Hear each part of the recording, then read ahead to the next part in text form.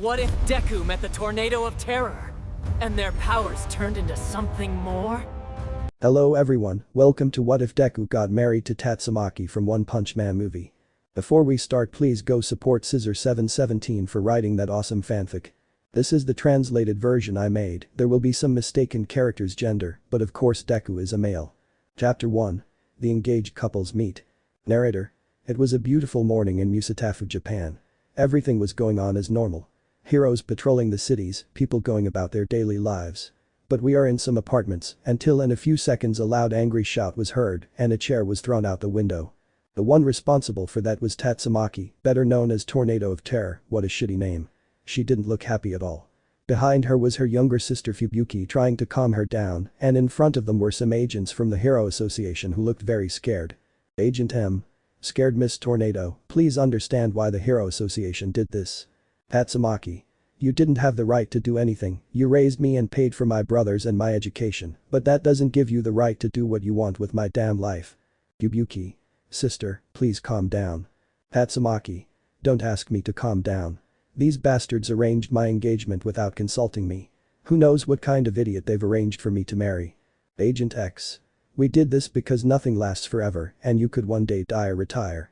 We want to ensure someone will take your place in the future because Almight has announced his retirement, and with the commemorations approaching, Endeavor will soon become the #1 hero and you the #2 heroine.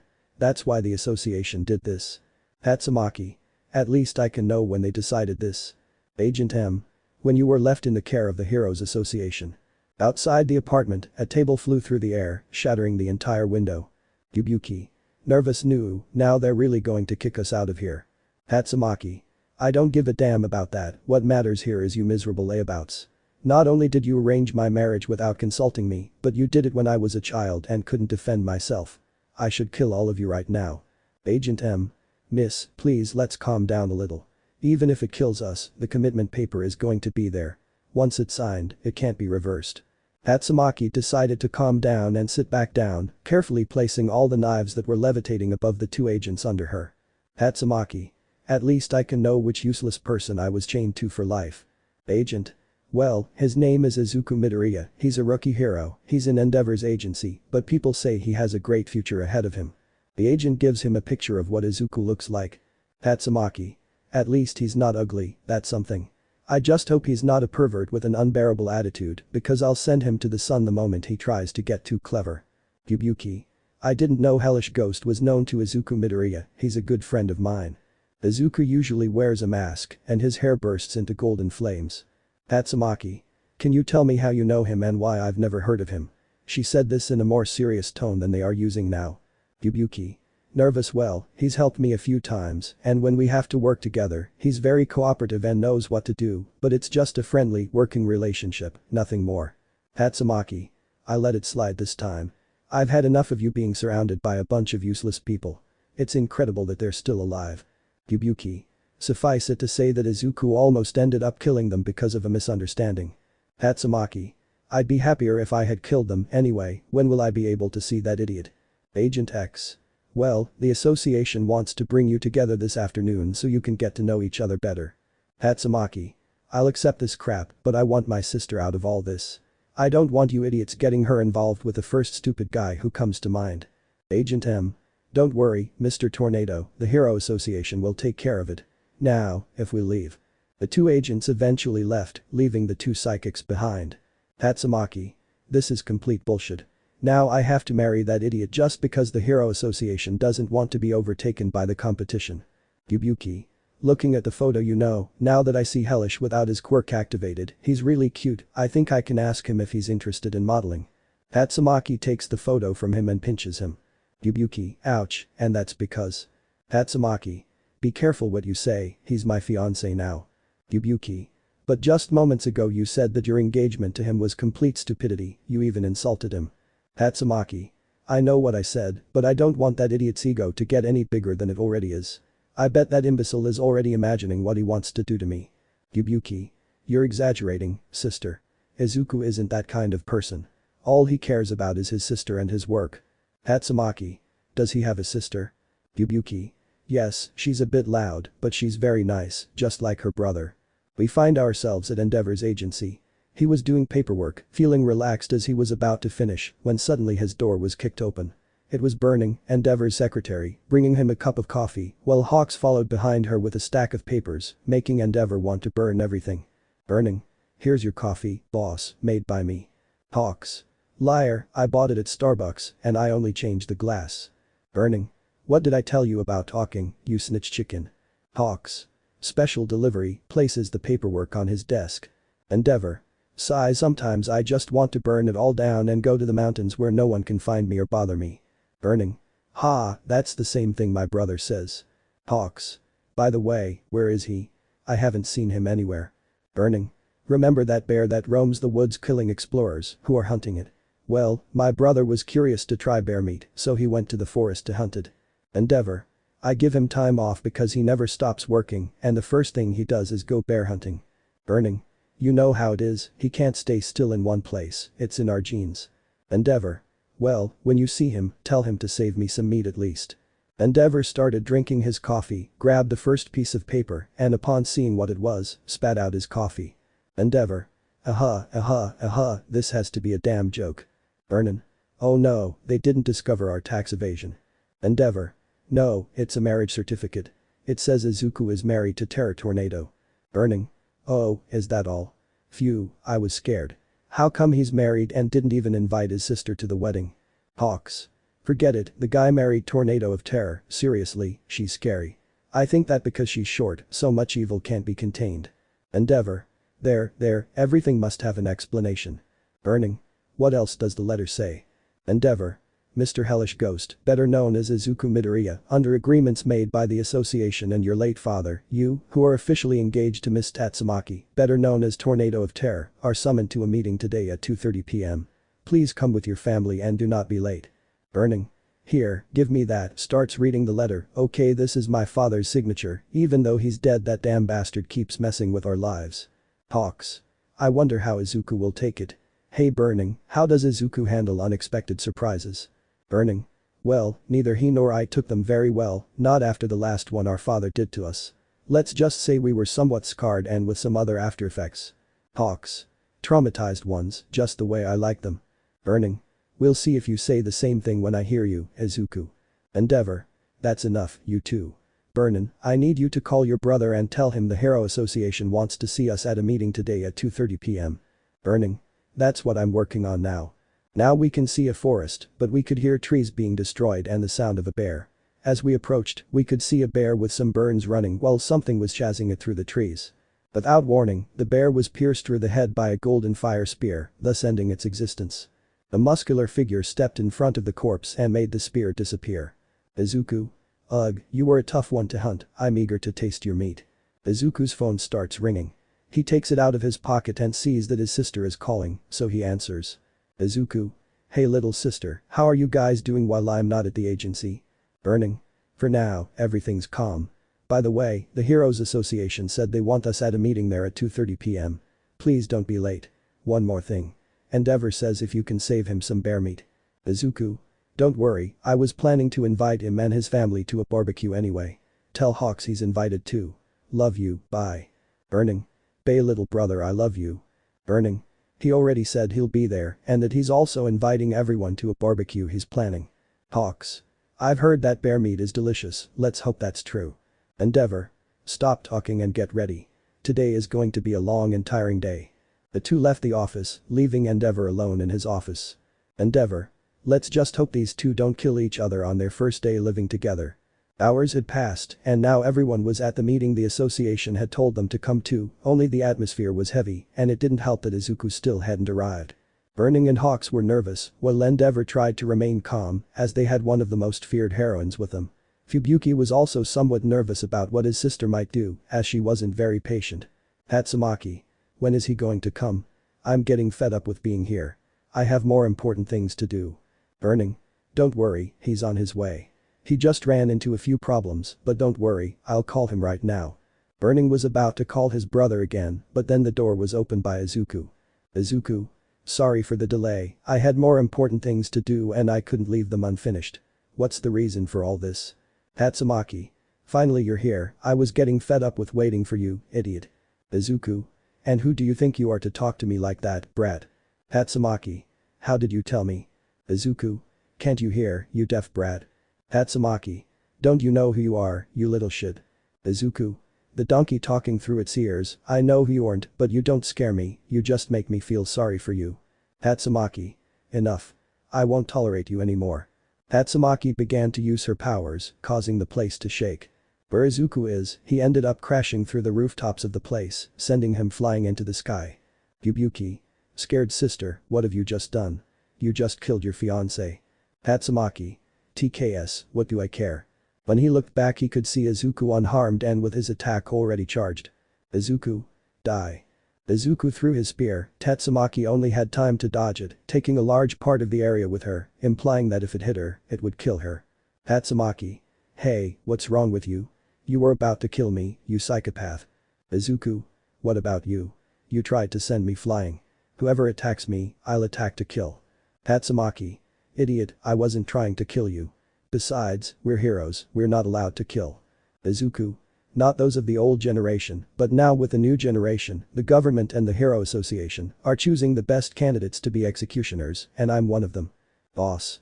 Please everyone calm down now and stop destroying this place, it's not cheap at all. Could you sit down and continue, please? Tatsumaki. Alright, but this isn't over, you hear me? Izuku. Fine, I don't give a shit about you. The two went to sit with their respective families, but Izuku received a smack on the head from Mo. Mo. You sure do like to put on a show, don't you, because you arrived late. Izuku. Bear meat requires thorough cleaning and preparation, plus I didn't have what I needed to season it, so I had to go to the store. Boss. Well, I suppose everyone here already knows why we're here. Izuku. Not exactly, I was told to come here, but I wasn't told the reason. Tatsumaki. Don't tell me they didn't tell the idiot. Boss. That's strange, a letter was sent to the agency where you worked with Endeavor. Izuku.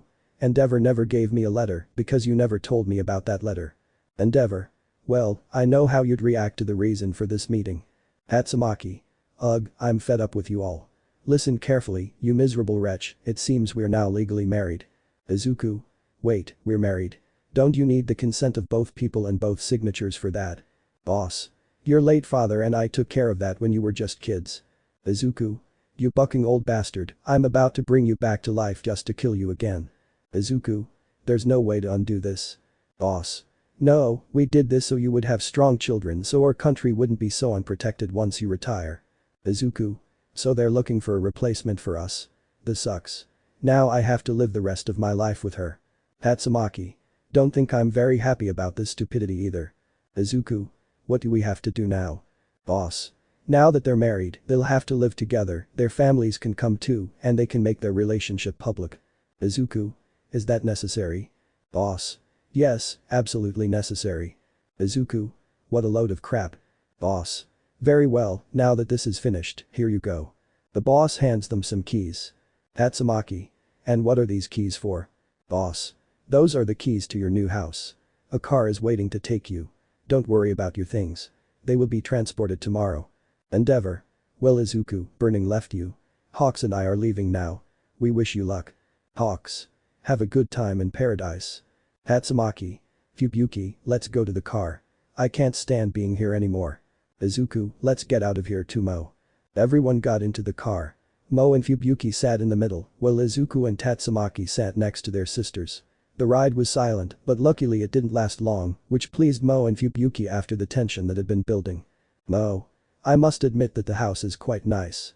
Fubuki. I agree with you on that. The four of them entered the house. Mo. The house is even more beautiful inside. It has a very spacious kitchen and living room. Fubuki. And I like how everything is nicely decorated. Tatsumaki. Yes, yes, yes, very pretty and all, one more thing, don't think I'm going to sleep with you just because we're married. Izuku. I wouldn't sleep with you even in my worst nightmares. Tatsumaki was about to leave, but accidentally bumped into Izuku. Izuku. Ah you damn bore, watch where you're going. Tatsumaki. I see you want to fight again, don't you? Izuku. Fight me, please, as if you could beat me with your telekinesis. Tatsumaki. My telekinesis is the strongest of my entire generation. If I were you, I'd be careful. Izuku. Exactly, from your generation. Times change. Also, let me tell you, my pyrokinesis is the most powerful, to the point that it resembles the power of the sun, so you better be careful if you don't want to get carbonized. So these two started fighting again while being watched by their sisters who had a drop of sweat on their faces. Mo. So this is going to be our new life. Yubuki. Apparently so. Mo. Hey, what do you think about helping those two get along? You do your part and I'll do mine. Yubuki. That seems good to me, for the sake of good coexistence. Mo. For a good coexistence. The two younger sisters clasped hands, a sign that they agreed to the plan, while in the background Izuku and Tatsumaki could be seen fighting. Chapter 2. Making the relationship public. Narrator. It was a new day. We can see how Burning and Fubuki were sleeping peacefully until some shouts and objects being thrown woke them up, so the two left their rooms, looking at each other. Mo. It's them, isn't it? Fubuki. Yeez, how come they can fight so much without getting tired? Mo. We'd better go see what upset the grandparents. They went to the kitchen and saw Izuku and Tatsumaki throwing things at each other. They could also see that the coffee maker was destroyed. Fubuki. How are we supposed to make these two get along? Mo. I have no idea, we'd better stop them before they break something else. Fubuki. You're right. Fubuki, using her powers, took two frying pans and began banging them together, causing Izuku and Tatsumaki to stop their fight. Mo. That's enough. Stop fighting before you destroy the whole house. Fubuki. Can you tell me what happened here and why the coffee maker is all destroyed? Izuku. Well, ask the little brat, she's entirely to blame. Tatsumaki. Screw you, you're the one who threw that at me, did you want me to not move? Izuku. Well, you brainless idiot, now the coffee maker is broken because of you. Tatsumaki. It's not my fault, it's yours for throwing that at me and having terrible aim. Why don't you go to the doctor and get your eyes checked? Izuku. And why don't you go see if they can make you bigger, you damn half-meter. Tatsumaki. Now you've really pissed me off, you piece of shit. Tatsumaki lunged at Izuku, thus beginning their fight. They look like cats fighting. Mo and Fubuki just sighed. Fubuki used her powers again to separate them. Mo. Well, can you tell us the reason why this whole fight started? Izuku. Since I got to the kitchen first, I went to make my coffee, but this little brat takes the coffee maker and steals some of my coffee. Tatsumaki. Screw you, I got here first, you were the one who took the coffee pot. Mo. And don't ask to have coffee together, that's all. Izuku. The coffee she uses is extremely disgusting, just smelling it makes me nauseous. Tatsumaki. My coffee is disgusting, why don't you check yours? Yours is even worse, I'm not crazy enough to drink that garbage. When they were returning to fight, they were stopped by Mo. Mo. Well, not anymore. Don't you guys ever get tired of fighting? It was fun watching you fight, but that's enough. You're getting tiresome. Besides, we have more important things to do. Tatsumaki. As well as which ones? Fubuki. Making all of Japan know about their relationship, it says so in the marriage agreement, and buying a new coffee maker. Izuku. I still think that's bullshit, besides, how are we going to make everyone find out? Mo. Well, why don't you post a picture of yourselves holding hands? We should also see your wedding rings on your fingers, since you have a lot of followers on your social media. Izuku. They never gave us those rings. Fubuki. I have my sister's and yours is with your sister. Tatsumaki. And why did they give them to you and not to us? Mo. Because they thought they'd be voted out the moment they left the agency, I'm going to get them, and you Fubuki get them ready for the photo. Mo went to get the rings while Fubuki tried to fix them as best she could, since sometimes they wouldn't cooperate. Mo arrived with the boxes of rings and gave them to Tatsumaki and Izuku. The two opened the small boxes and saw the rings. Tatsumaki. Well, at least these rings are cute, I'm not going to vote for it right now. Izuku. I agree, I'm going to see how much it's worth before selling it. So the two of them put on their rings. Izuku. Okay, now what? Mo. Now, to make this believable, go to the sofa, hug each other, and hold hands. We'll take the picture. Izuku. No way in hell I'd do that with her. Tatsumaki. I agree, I'd rather be killed than do that to this idiot. Mo. Oh please, how can you two get along so badly when you don't even know each other? Why is there hatred between you two? Izuku. That's why, with the short time I've been with them, I can say that it's stressful. Tatsumaki. I say the same, I don't know how I haven't killed you yet. Mo. That's the problem, you two have only known each other for a short time, and you're already calling each other the worst people. Fubuki. Mo is right, why don't you try to get to know each other better? Maybe you'll realize you're not so different. Besides, this isn't just a fling. You're committed for life and to having children. What would happen if that child came to this world and saw that their parents only got together because of a commitment and that they were always fighting? No. Izuku, both you and I know what it's like to grow up with all that crap around, let's not follow the same examples as our parents. Fubuki. I say the same to you, Tatsumaki. We've suffered enough already. Let's not make an innocent child suffer too. Izuku and Tatsumaki were left pondering, as their sisters were right in what they said. Izuku didn't want to repeat his father's mistakes, and Tatsumaki didn't want other children to suffer what she had suffered. Izuku.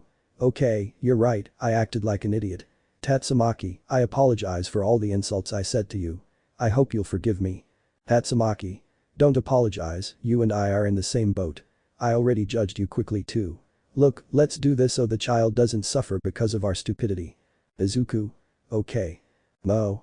I'm glad you two have finally made peace, now it's time to take the picture. Izuku. I had already forgotten. Tatsumaki. Let's get that over with.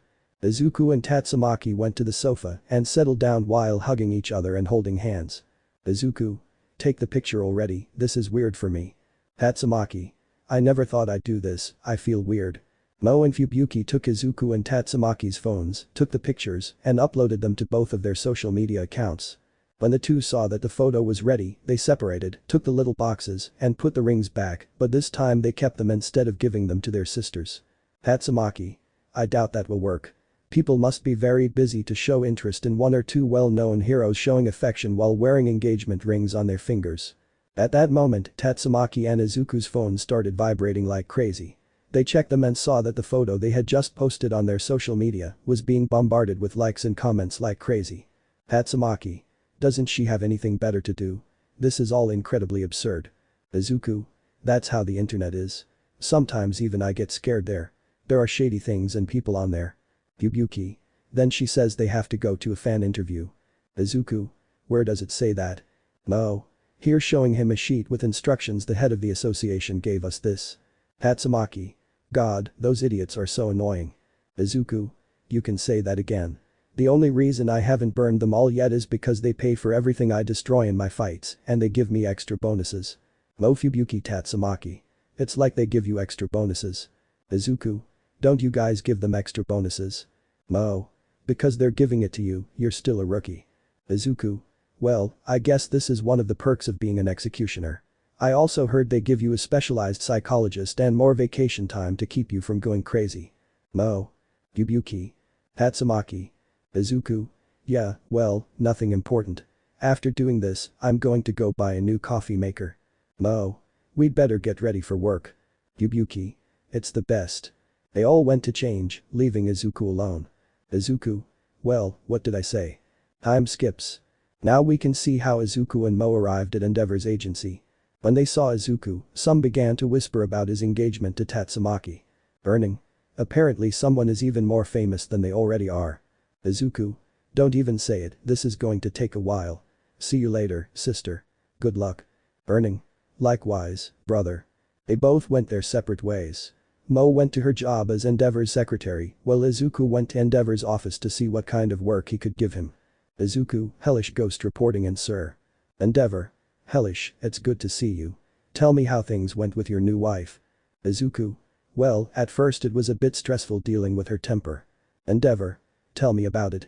When they were little, I had to put up with and deal with their tempers. Izuku, oh please, it's not that big of a deal. Well, sometimes we did go a little overboard. Endeavor. Yeah, right. Izuku. Well, getting back to the topic, this morning we made up thanks to Fubuki and Mo, so we made peace and agreed to get to know each other better. Endeavor. It's for the best for both of them, since they're not as different as you think. Both wanted to use them as weapons. Besides, she and her sister have only ever had each other, even though the association gave them a house, money, and an education. They've never really relied on them. Also, sometimes the strongest people are the weakest on the inside. Izuku. What do you mean by that? Endeavor. That's something you need to discuss with your wife. By the way, where's your ring? Izuku. Here it is, I just don't want to wear it. Endeavor. You should wear it, people will be suspicious when you're walking around. Izuku. You're right, puts on the ring. Now what do I have to do? Endeavor. I want you to go and patrol these areas. According to my informants, there have been suspicious movements by the Yakuza. Apparently, they've been seen making contracts with the League of Villains. Izuku. Understood. By the way, how's Shoto doing at UA? Endeavor. Well, she's doing well. By the way, Rei and Fayumi are furious with you for not telling them about your engagement. Izuku. Tell them I'm going to visit them to clear up their doubts. Izuku ended up leaving Endeavor's office to go on patrol. Tatsumaki. This is awful, I can't even rest for a while because he's already bothering me about that photo. Tatsumaki's phone started ringing. When she saw it was her sister, she answered. Tatsumaki. Hello sister, what's up? Yubuki. Nothing, I was just calling to see how you were doing at work. Tatsumaki. It's bullshit, now people are so intense just because of that photo. It was only posted recently and everyone's already talking about it. Yubuki. You can say that again. The news is talking about it now. By the way, a very well-known interviewer is inviting them to her show so they can talk about how their relationship started and why they've kept it hidden all this time. Tatsumaki. I'm only doing this crap because the Hero Association forces us to, but I don't have Izuku's number. Yubuki. You don't want to say your name, do you? I have my husband's number haha. Tatsumaki. Keep it up and I'll come all the way there just to say hello. Yubuki. Okay, I'll stop. Don't worry about the number, I'll send it to you right now. Tatsumaki. Can you tell me why you have her number in the first place? Yubuki. Well, since we're going to be living together now and since we're family now, it would be good to have your number. I also have Mo's number. Tatsumaki. We've only been together one day and you already consider them family. Yubuki. You and I have always had each other, it would be nice to have someone else to count on, besides, I can already imagine what your son or daughter, or both, would be like. Tatsumaki. Hey, you're getting a bit carried away with the fantasy, don't you think? Tone it down a little.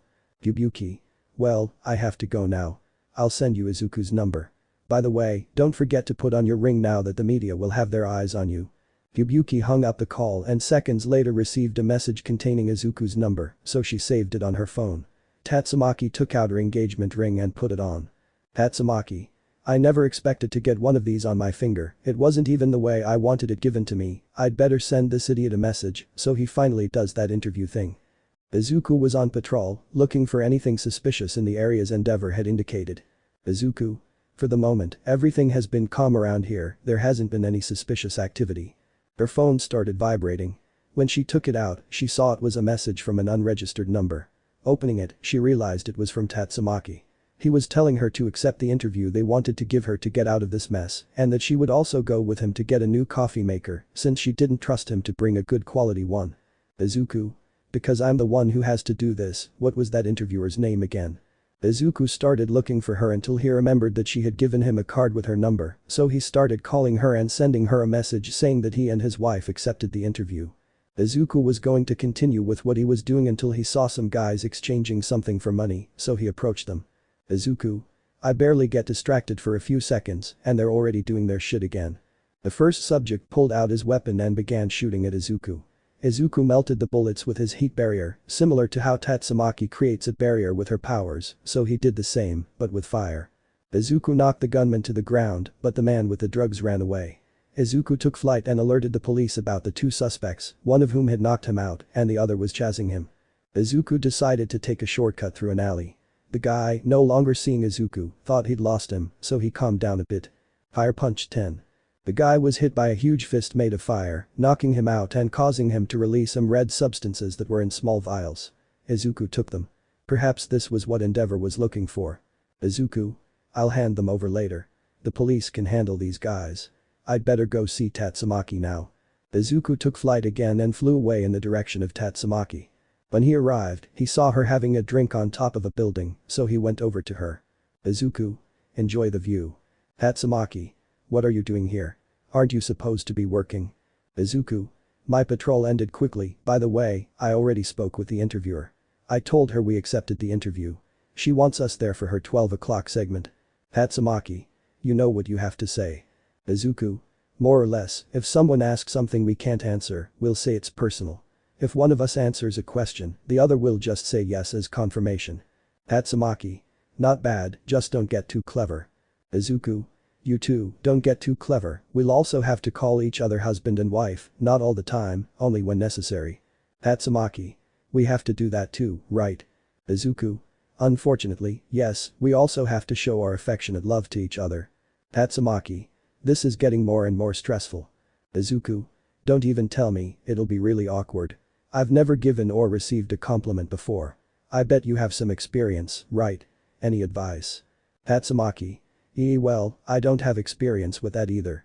When someone complimented me, I always brushed them off. Izuku. Well, every time they did one to me, I didn't know how to act and I always ended up leaving. Tatsumaki. Hey, you act like an executioner, but you can't handle a simple compliment. Izuku. Well, when you've been mistreated almost your whole life, you're always ready to retaliate against that insult or blow.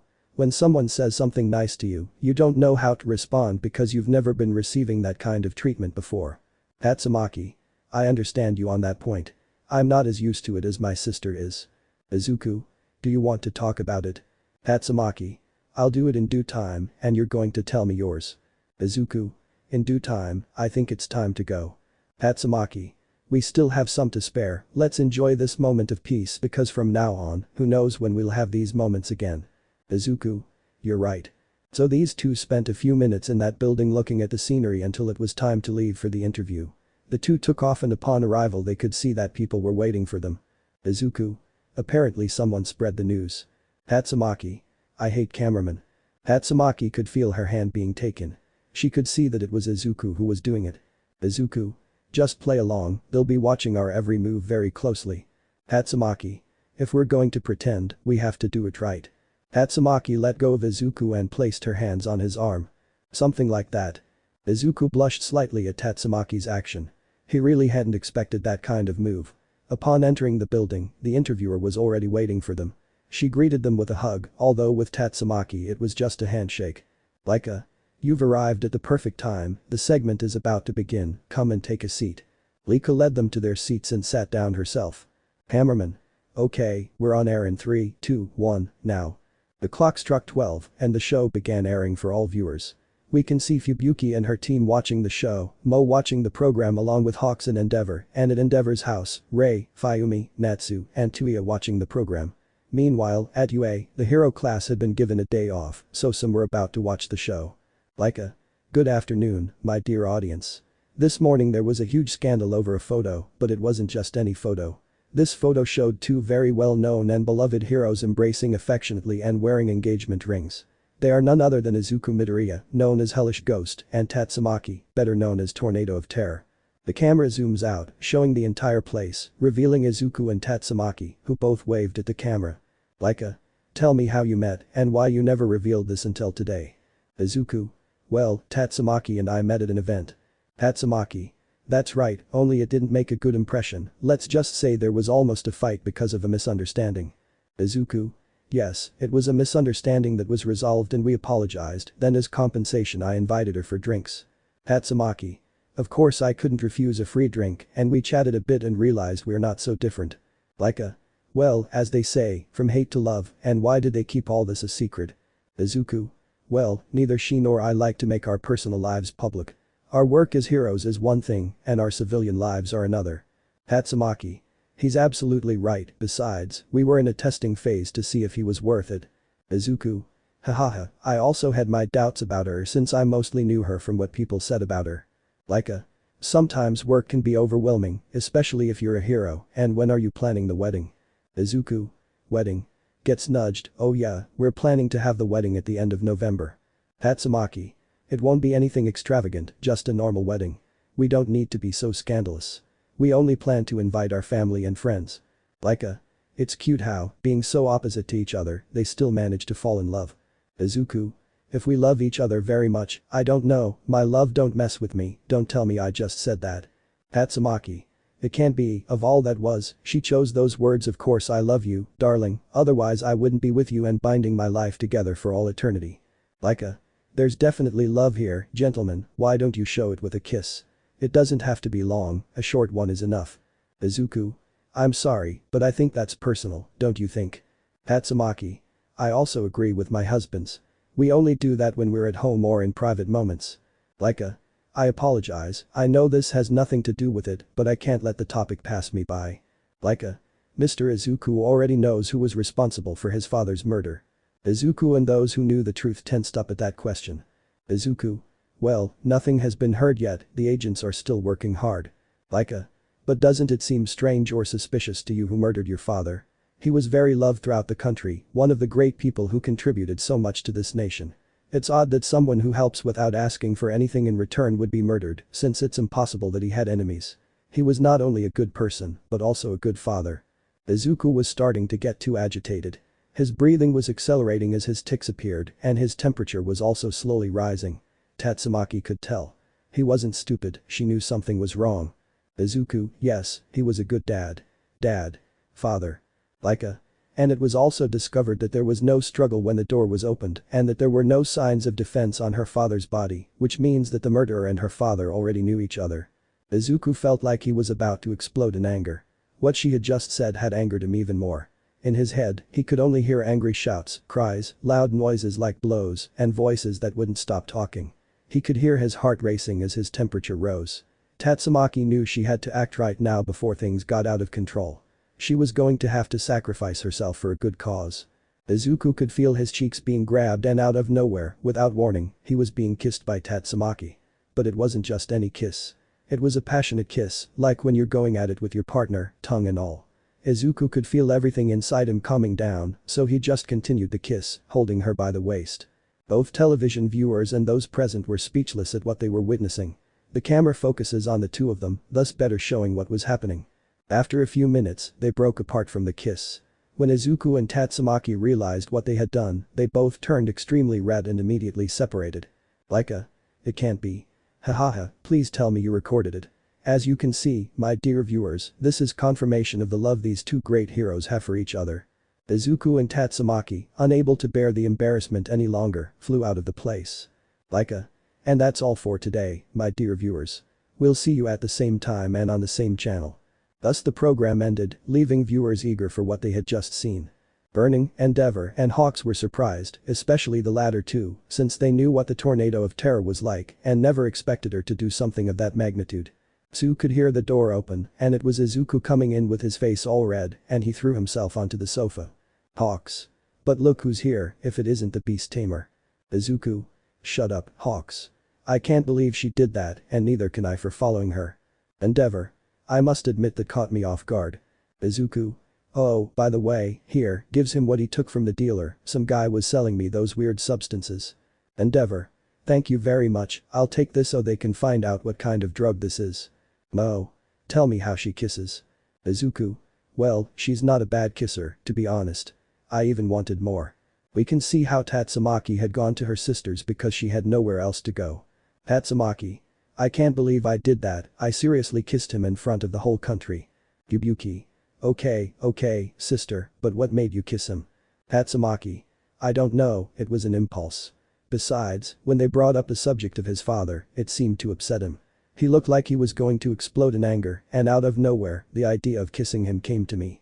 Yubuki. What you felt was concern for him, it seems you're starting to care about him now, and tell me what you felt when you kissed him. Tatsumaki. Well, I felt things I've never felt before and can't explain with words. Besides, he doesn't kiss badly at all. I ended up liking him.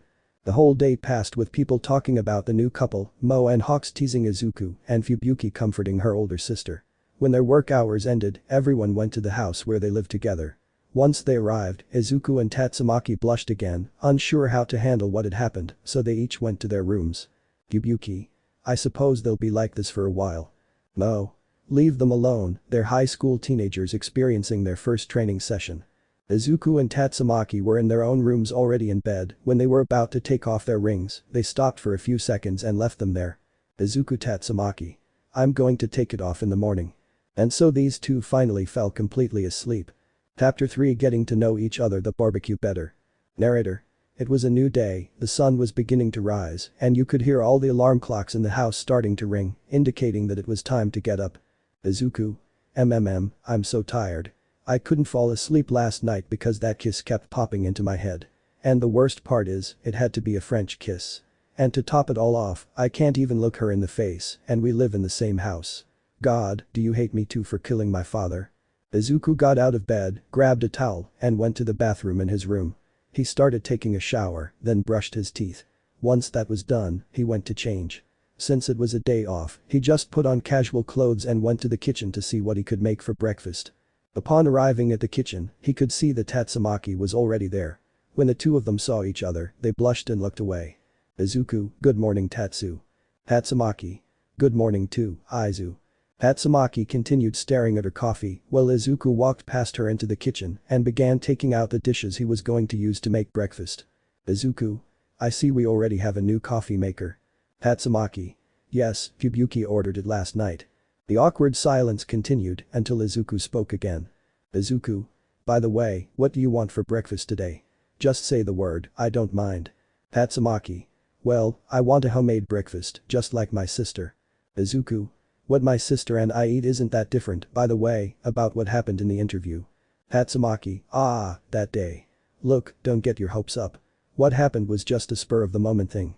I saw that what this girl said was affecting you, and it just happened. Izuku. Thank you so much for your help, and I'm also sorry for going along with it, it's just that you kiss really well, you're such an idiot, he's going to dump me. Tatsumaki began to blush and before she could send Izuku flying, she calmed down. Tatsumaki. Well, you're not such a bad kisser either. Izuku. Hey, what do you think about pretending that kiss never happened, so living together isn't so awkward? Tatsumaki. That sounds good to me, I was thinking the same thing, I just didn't know how to bring it up. Izuku. I'm glad we agree on that. Izuku started making breakfast for the others. In the other two remaining rooms, Fubuki and Mo can be seen coming out already dressed up. Mo. Oh, it feels so good not to be woken up by screams and things breaking. Fubuki. You can say that again. By the way, they've been very quiet.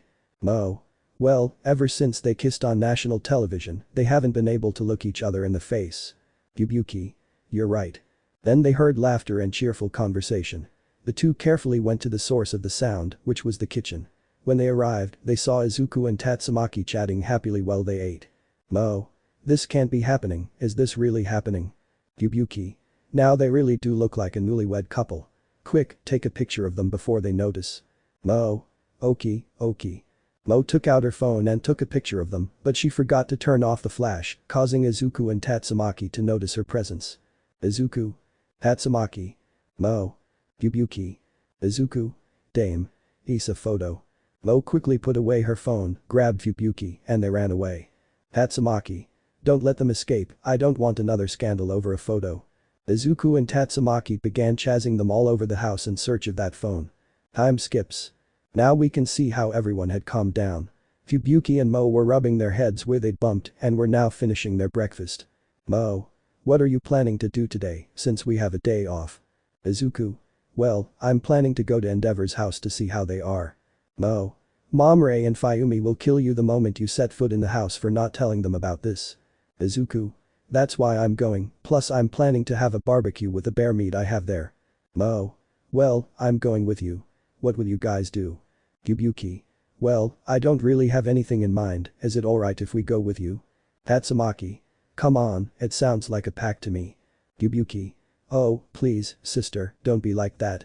You also have a day off, and all you do is stay locked up or go to a restaurant alone to eat.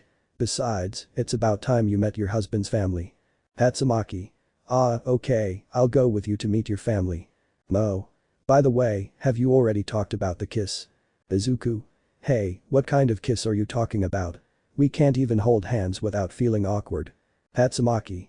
Please, if I kissed him, his mouth would fall off if I did. Mo. But you kissed on national television, there are even videos of it. Mo started searching for the video, but his phone began to levitate, then it caught fire.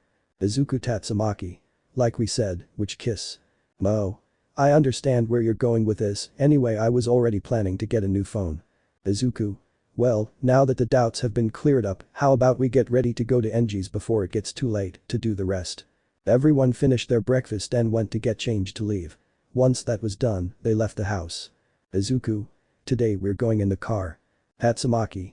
Why bother when we can fly easily, and besides, we avoid traffic that way. Mo.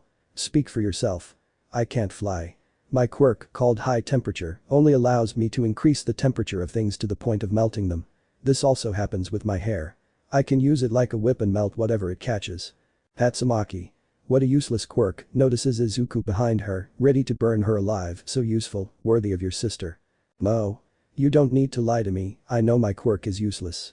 My father made that very clear, that's why he only focused on Izuku. He only used me for his fun. Izuku. That's enough, Mo. Remember, that's a topic we can't discuss so casually. Let's just get in the car. An awkward silence fell between the four of them. Izuku and Mo got into the car, Izuku in the driver's seat and Mo in the back. Fubuki glared at her older sister. Fubuki. Seriously, sister? We were getting along so well with them, and you had to say that. Tatsumaki. So, you wanted me to tell a lie. She's aware that her quirk is weak, isn't she? Fubuki. I'm not telling you to lie, you could have just stayed silent and not given your opinion. Tatsumaki. Hey, watch your tone when you're talking to me, you've been very aggressive with me. Fubuki. To begin with, you're not my mother, nor my father. Our parents are dead, so stop assuming that stupid role you put on yourself. Fubuki got into the car along with Mo. Tatsumaki. I need to tone down that little girl's attitude, besides, it's time she left that stupid group of useless people. Tatsumaki said nothing more and got into the car. The entire trip was filled with awkward silence from everyone. Once they arrived, everyone got out of the car. Izuku knocked on the door, and the first to answer was Tuya. Upon seeing him, Tuya simply hugged him and gave him some flowers for the dead. Izuku was surprised by that, but Tuya was sent flying by Fayumi, who grabbed him by the neck and pulled him inside. Fayumi. Finally, you deigned to show up, Broccoli. I only neglect you for a few days, and you already appear married to a heroine. Just wait until mom sees you. Fayumi was putting Izuku in a hold while he was fighting for his life trying to break free, Mo was just recording, Tatsumaki was laughing, and Fubuki was worried about Izuku. Then Rei arrives. Rei. Fayumi, leave Izuku alone before you end up killing him. Fayumi let go of Izuku, and he composed himself by rubbing his neck. Izuku. Oh, thank you so much, Mom. You have no idea how grateful I am. Izuku couldn't finish again because Rei hit him on the head, knocking him to the ground and causing him to back away in pain. Rei. Don't think I did it for you either, I did it because Fayumi wasn't going to leave me anything to hit. Izuku. Oh, I know you're all very angry with me, but let me explain, please. I laughed. Okay, speak now. Izuku began to tell them what had happened, that his former father and the Hero Association had arranged their engagements when they were children, under the pretext of having strong heroes for future generations. I laughed. I should have known that that bastard wouldn't leave without leaving something behind. Rei approached Tatsumaki. Rei. I'm glad to meet my son's fiancé. I apologize if my son has caused you any inconvenience. Please forgive him, he's not used to these things about love. Tatsumaki. It's not okay, I haven't behaved that well either. We have our flaws, but we're trying to get along better since we're together for life now. Then the rest of the family arrives. Tuya. Izuku, it's so good to see you. Izuku. I'm glad to see you too. I laughed. Why don't you go outside and talk while the girls and I talk? Izuku. Okay, Mom. All the boys left the house and went out into the backyard, leaving the woman alone. I laughed. Now we can talk comfortably. Behind a patio, all the men were sitting outside on plastic chairs with a beer in their hand, except Shoto, being younger, was only drinking soda. Enji, having a day off, just put on a sleeveless shirt and blue fabric shorts with white stripes. Shoto. What do you think they're talking about? Natsuo. Probably women's stuff, who knows? Tuya. By the way, Izuku, how's married life treating you? Is everything going well? Izuku. I wish. It's complicated to get along with her. We try to get along, but there's always something that ruins all our progress. Enji. Have you tried talking to her like I told you? Izuku. I still don't feel ready to talk to her about my past. Enji. You don't necessarily have to talk about your past to get to know each other better. Invite her out and talk about trivial things, like what you do in your free time, etc., things like that.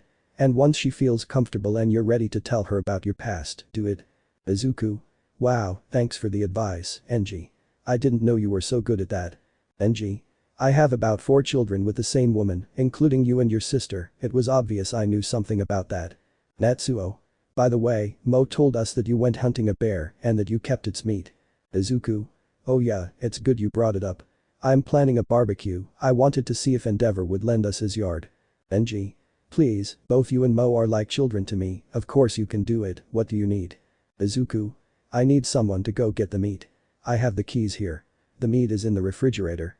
I'll go buy some extra seasonings. Enji. Alright, I think it's time to dig out the tablecloth for the barbecues. Everyone got up from their plastic chairs and went inside. They could see the women talking calmly. I laughed. He's finished talking, guys. Enji. Actually, Izuku suddenly wanted to have a barbecue, and since I was craving meat, I agreed to let them do it here. Natsuo. Tui and I are going to get the meat. Izuku gave us the keys to his house while he goes to the supermarket. Shoto. I'll help Dad at the grill. Mo. I'll call Hawks to see if he's free to come over. Izuku. Well, I'm going to the supermarket to buy the ingredients I'm missing. Ray nudged Tatsumaki with her elbows, as if to say something to her. Tatsumaki. Hey Izuku, do you mind if I come with you? Izuku. No, but why do you want to come with me to a supermarket? Tatsumaki. Do I have to have an excuse for everything? Izuku. Okay, but don't get like that. We should go in the car in case we need more things. The two left the house and got into the car. Izuku got in the driver's seat and Tatsumaki in the passenger seat. The trip to the supermarket was silent. Neither of them knew what to talk about. Izuku. I see you're already wearing your engagement ring. Tatsumaki.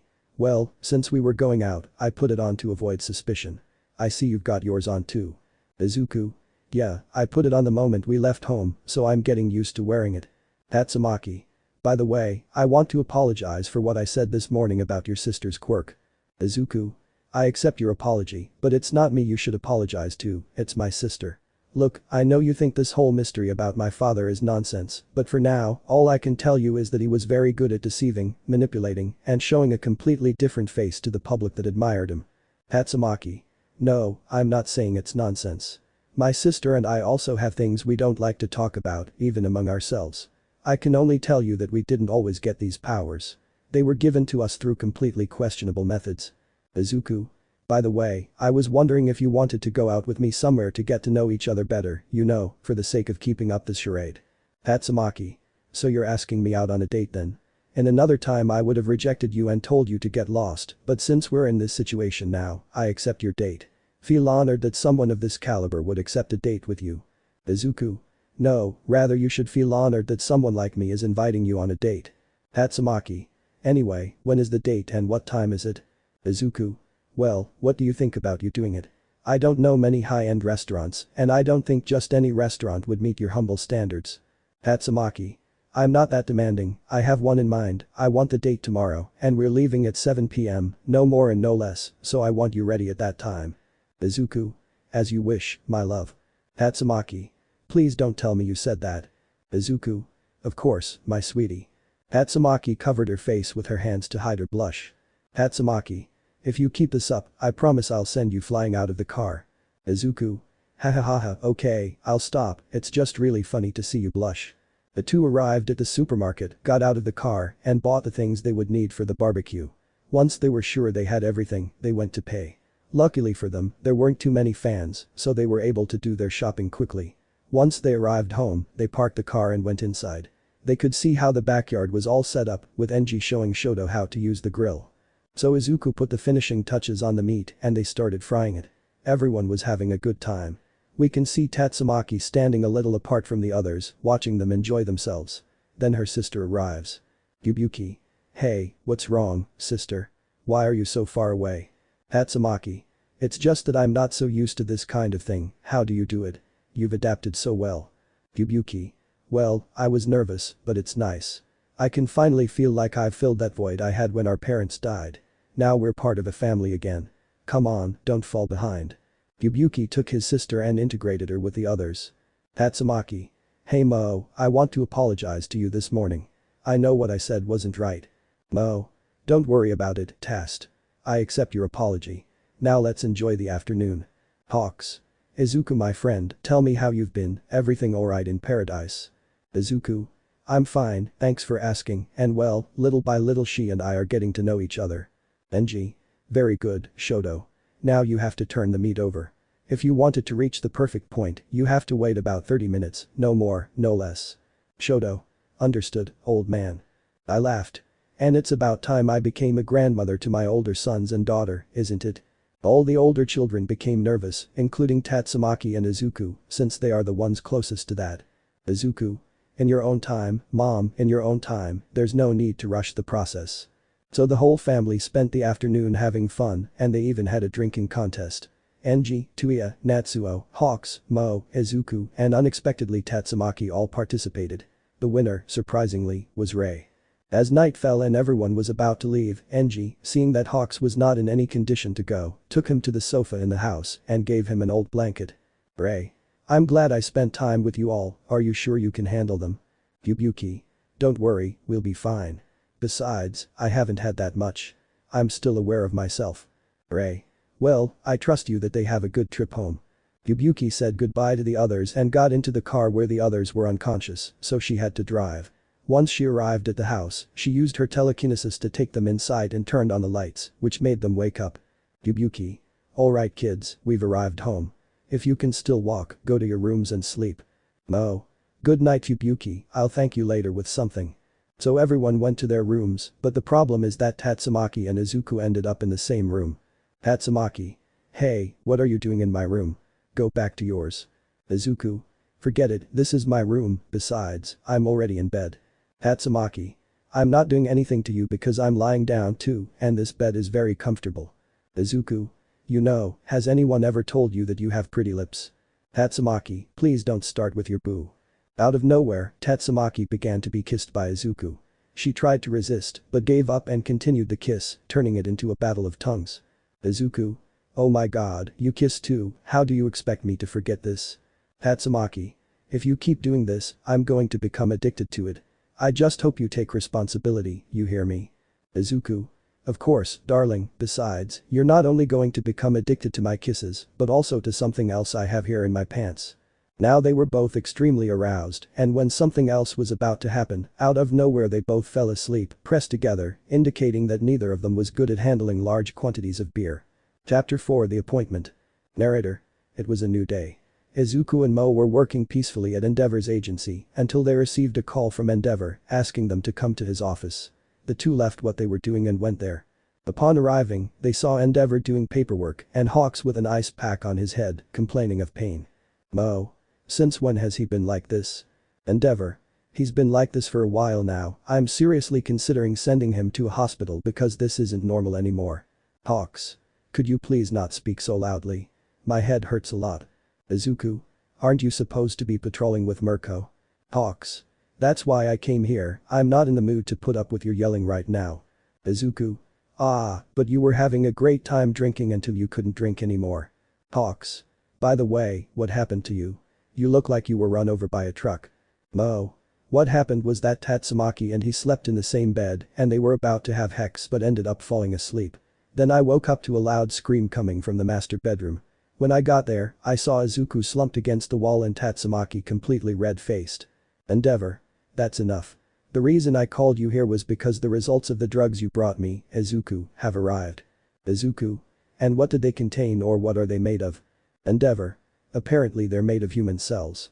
Actually, 2 of the liquids were quirk enhancers, while the last one was a quirk nullifier. The effects aren't permanent. We're implying they might still be prototypes. Izuku. Who would do something like that, or how did they manage to do something like that? Endeavor. I told Night Eye about this, since I heard his research mention something about enhancers and nullifiers. He told me that he and other agencies are still investigating a Yakuza named Kaichizaki who is connected to it, and what he told me next I didn't like, and you won't like it either. Endeavor. Apparently, Sir's informants provided the source of all this. Kai is creating all of this through experiments on a child. The atmosphere suddenly turned serious, and Hawks, who was dying inside, became serious and stood up from the couch, while Mo and Izuku's temperature was rising. Endeavor. This is a picture of the Yakuza and the girl when she was still a baby. Izuku and Mo took the photos and could see what the Yakuza looked like. He covered part of his face with a pelican mask, and there was a photo of a girl with white hair, red eyes, and a small horn on her head. Mo. What kind of monster would do something like that to a poor little girl? Izuku. Endeavor, what else have you heard about this guy? Endeavor. Night Eye requests a meeting with the other agencies that will be participating in this. We believe that with the help of the individuals you captured, this can help locate them. That's why the 4 of you will be assisting us. Izuku. Boss, but there are only 3 of us. Endeavor's door opens and Shoto is inside. Endeavor. UA was doing that agency thing, and Shoto chose mine. Shoto. Sorry for being late, the train I was on broke down, we had to wait for it to be repaired, what did I miss? Endeavor. Not much, I was just giving you a summary of what has been obtained in this investigation. Mo. What time and where is that meeting going to take place? Endeavor. It will be at the police station where Detective Namasa and the Chief of Police will be waiting for us. The meeting will take place on Friday at 12:30 p.m. I want you all there on time. Endeavor, that's all for now Izuku Mo. You two will be in charge of Shoto's training. You can leave now. The three nodded and left, leaving Endeavor and Hawks alone. Hawks. Are you sure the two of them can handle it? Mo knows how to control it, but Izuku, even though he pretends to be strong, still hasn't gotten over it. Endeavor. I know, but this is the perfect opportunity for Izuku to overcome this. That poor girl is going through the same suffering they both went through. They need to show that they've moved on and left the past behind. Hawks. Let's just hope Izuku doesn't lose control when the time comes. Now we sat down with Izuku, Mo, and Shoto. The latter two were talking quietly, but Izuku seemed to be out of the conversation, wearing an uncharacteristically serious expression, as if he were thinking about something. But Izuku finally snapped out of his thoughts when Mo yelled his name. Izuku.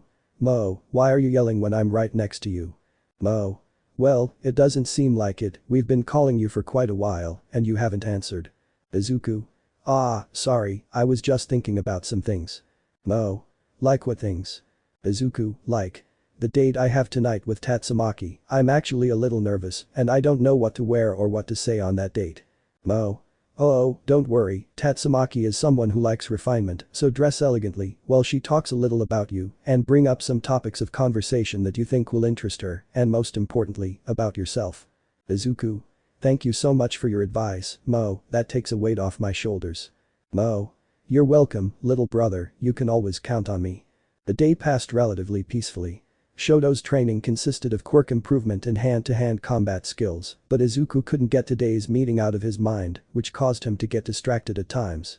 Once it was time to close, everyone said their goodbyes and went to their respective homes. When Izuku and Mo arrived home, they saw Fubuki in the living room sitting on the sofa watching TV. Fubuki. It's great that you're here, guys. How was your day today? Mo. Too tiring. Mo throws herself onto the sofa and rests her head in Fubuki's lap. Izuku. And. Tatsumaki, where is he? Fubuki. She's starting to get ready, you'd better hurry if you don't want to see her in a bad mood. Izuku. You're right. Fubuki. She's nervous too, after all, it's her first date in so long. She asked me for some advice on how to handle the date. Izuku. Well, I'm glad to know I'm not the only one afraid of messing up. I'm going to go get ready. Wish us luck, girls. Izuku went to his room to get ready, after a few minutes he came out already dressed. Fubuki. Wow, look at him, so handsome. Hey, by any chance are you interested in modeling? You do really well. Hands him a card here, take it, in case you change your mind. Izuku. Thanks for your suggestion, I'll think about it, and Tatsu hasn't come down yet. Relax, Tiger, there's no need to be so anxious. From the stairs below, Tatsumaki, already dressed up, Izuku blushed at how beautiful she looked. Izuku. You look very charming, Tatsu. Tatsumaki. Thanks, you don't look bad at all either, Izu. Mo. Bye guys, have a good time on your date. Tatsumaki took Izuku's arm and they left for the car, heading towards the restaurant Tatsumaki had suggested. The trip was relatively calm because Tatsumaki remembered something that had happened the night before. Tatsumaki. Tell me Izu, how was your date today? But there was no response, which annoyed her a little, so she decided to look at him. She saw that he was just focused on the road, with a serious face. Tatsumaki. And now what's wrong with him? I've never seen him with that face before. Tatsumaki, hey. Hey. Hey, that's enough, I'm not going to put up with this. Tatsumaki, using her powers, pinched Izuku's right leg, causing him to return to reality. Izuku. Ouch, and why was that? Tatsumaki. Well, I was calling you, but you weren't even listening to me. What's going on in your little head? Izuku. Sorry Tatsu, it wasn't my intention, I was just thinking about some things, they're not that important really. Tatsumaki. Well, I'll let it slide this time. Getting back to the question, how was your day today? Izuku. Well, the whole day was very quiet, to be honest. How did it go for you? Tatsumaki. The same old thing, a few petty thieves, nothing interesting really. Izuku. Hey, I didn't know you had those kinds of outfits in your closet. Tatsumaki. My sister forced me to buy and wear this. We were invited to an event about an opening, but I don't remember what it was about. I think you only had bum clothes. Izuku. Well, when you're the son of the number 2 hero, special events are pretty normal. They had already arrived at the restaurant, got out of the car, and went towards the restaurant. The receptionist recognized them and took them to their table, where she gave them the menus and told them that she would return in a few minutes to take their orders. Tatsumaki. And tell me what you like to do in your free time. But again there was no response, making Tatsumaki fed up with this, so she pulled his ear, causing him to wake up from his trance once more. Tatsumaki. That's enough. Are you going to tell me what's got you like this, or am I leaving? Izuku. Relax, it wasn't my intention, besides, I don't think it's a good idea to tell you. Tatsumaki. What's so important that you're hiding it from your wife? Are you starting to cheat on me? Izuku. No, never. Look, I'll write it down for you, since this isn't a good place to talk about it out loud.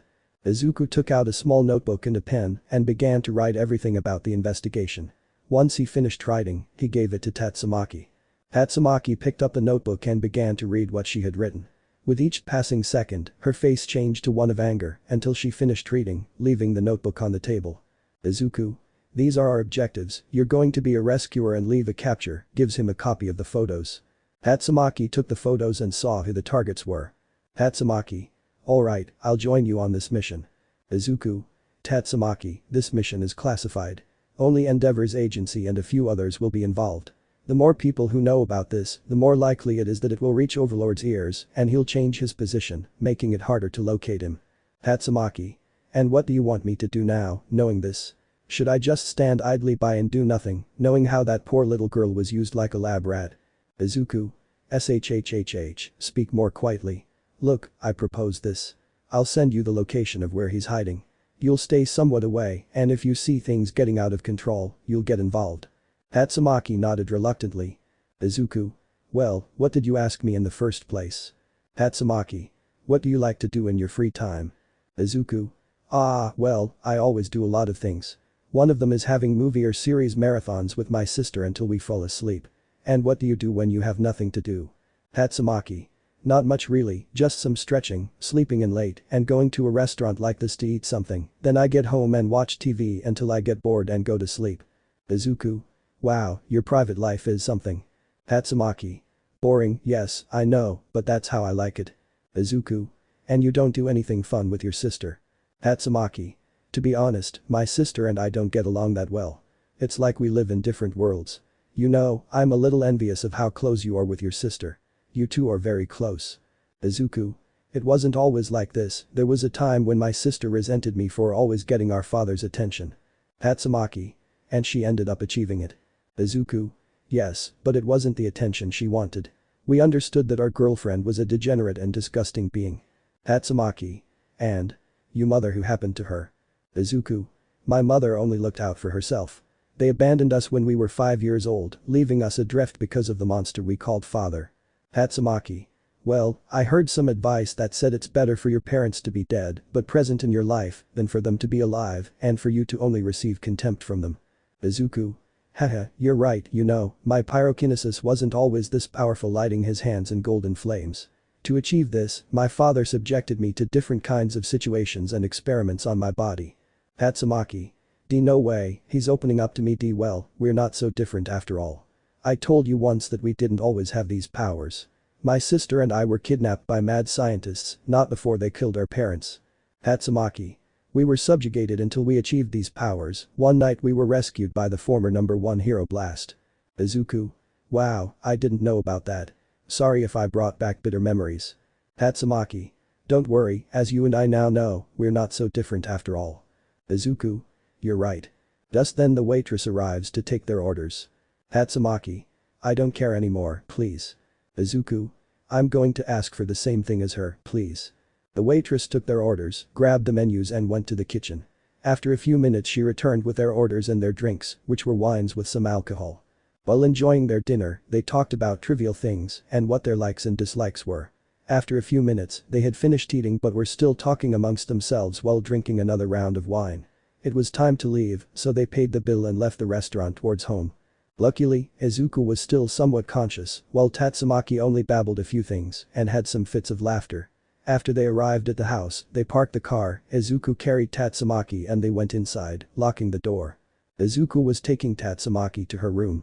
Tatsumaki. Hey, why don't we finish what we started last night? Izuku. Are you sure about that? I don't want you to regret it later. Tatsumaki. Don't worry about that. Tatsumaki began kissing Izuku and he gladly returned the kiss. They went to the master bedroom, he threw Tatsumaki onto the bed and took off her dress, she turned around and got on all fours, putting her buttocks in the air, giving a good view. Tatsumaki. What are you waiting for, beautiful? All this is waiting for you. Izuku began to take off his clothes, leaving only his boxers. When he took them off, he revealed his already erect member. Tatsumaki. But what the hell, how are you hiding all that? That must measure about 25 or 27 centimeters, easily. Izuku. I have my tricks, but are you sure about this or have you chickened out? Tatsumaki. You scared me. Ha. You'll see that won't be anything to me. 5 seconds later. Lemon skipped. Izuku. I'll make sure you don't walk for 2 weeks in just one night. Tatsumaki. Well, you'd better start now if you want to achieve that, because I intend to break that pelvis of yours. So these two continued making love without stopping, neither of them was going to give in to the other. Chapter 5 Rescue and Capture Mission. Narrator. It was a new day, everyone was still sleeping peacefully until a scream was heard, causing Fubuki and Mo to wake up and leave their rooms. Mo. Now who's yelling? Fubuki. I think it came from the other room. Mo and Fubuki head towards the room. Behind the door, they could hear the sound of an argument. The door is yanked open, and out comes Izuku completely naked, covering his privates with a pillow. Fubuki, embarrassed, covers her face, while Mo just bursts out laughing. Tatsumaki levitates out of the room, covering herself with a sheet. Her face is completely red. Tatsumaki.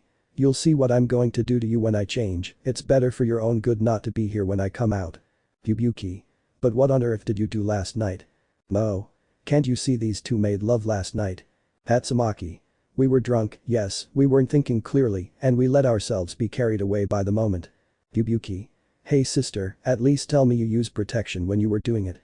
Tatsumaki. I'm telling you, he's only come 3 times in my vagina. Fubuki. Let's just hope they did it on a safe day, because honestly, they're not parents yet. Mo. I agree. Tatsumaki. Oh please, I raised you when you were just a baby, and look at you, you're in perfect condition. Fubuki. According to you, but well, I'm not in a position to discuss the parenting method you gave me. If I tell you that she's not ready to be a mother yet, it's for a reason. Mo.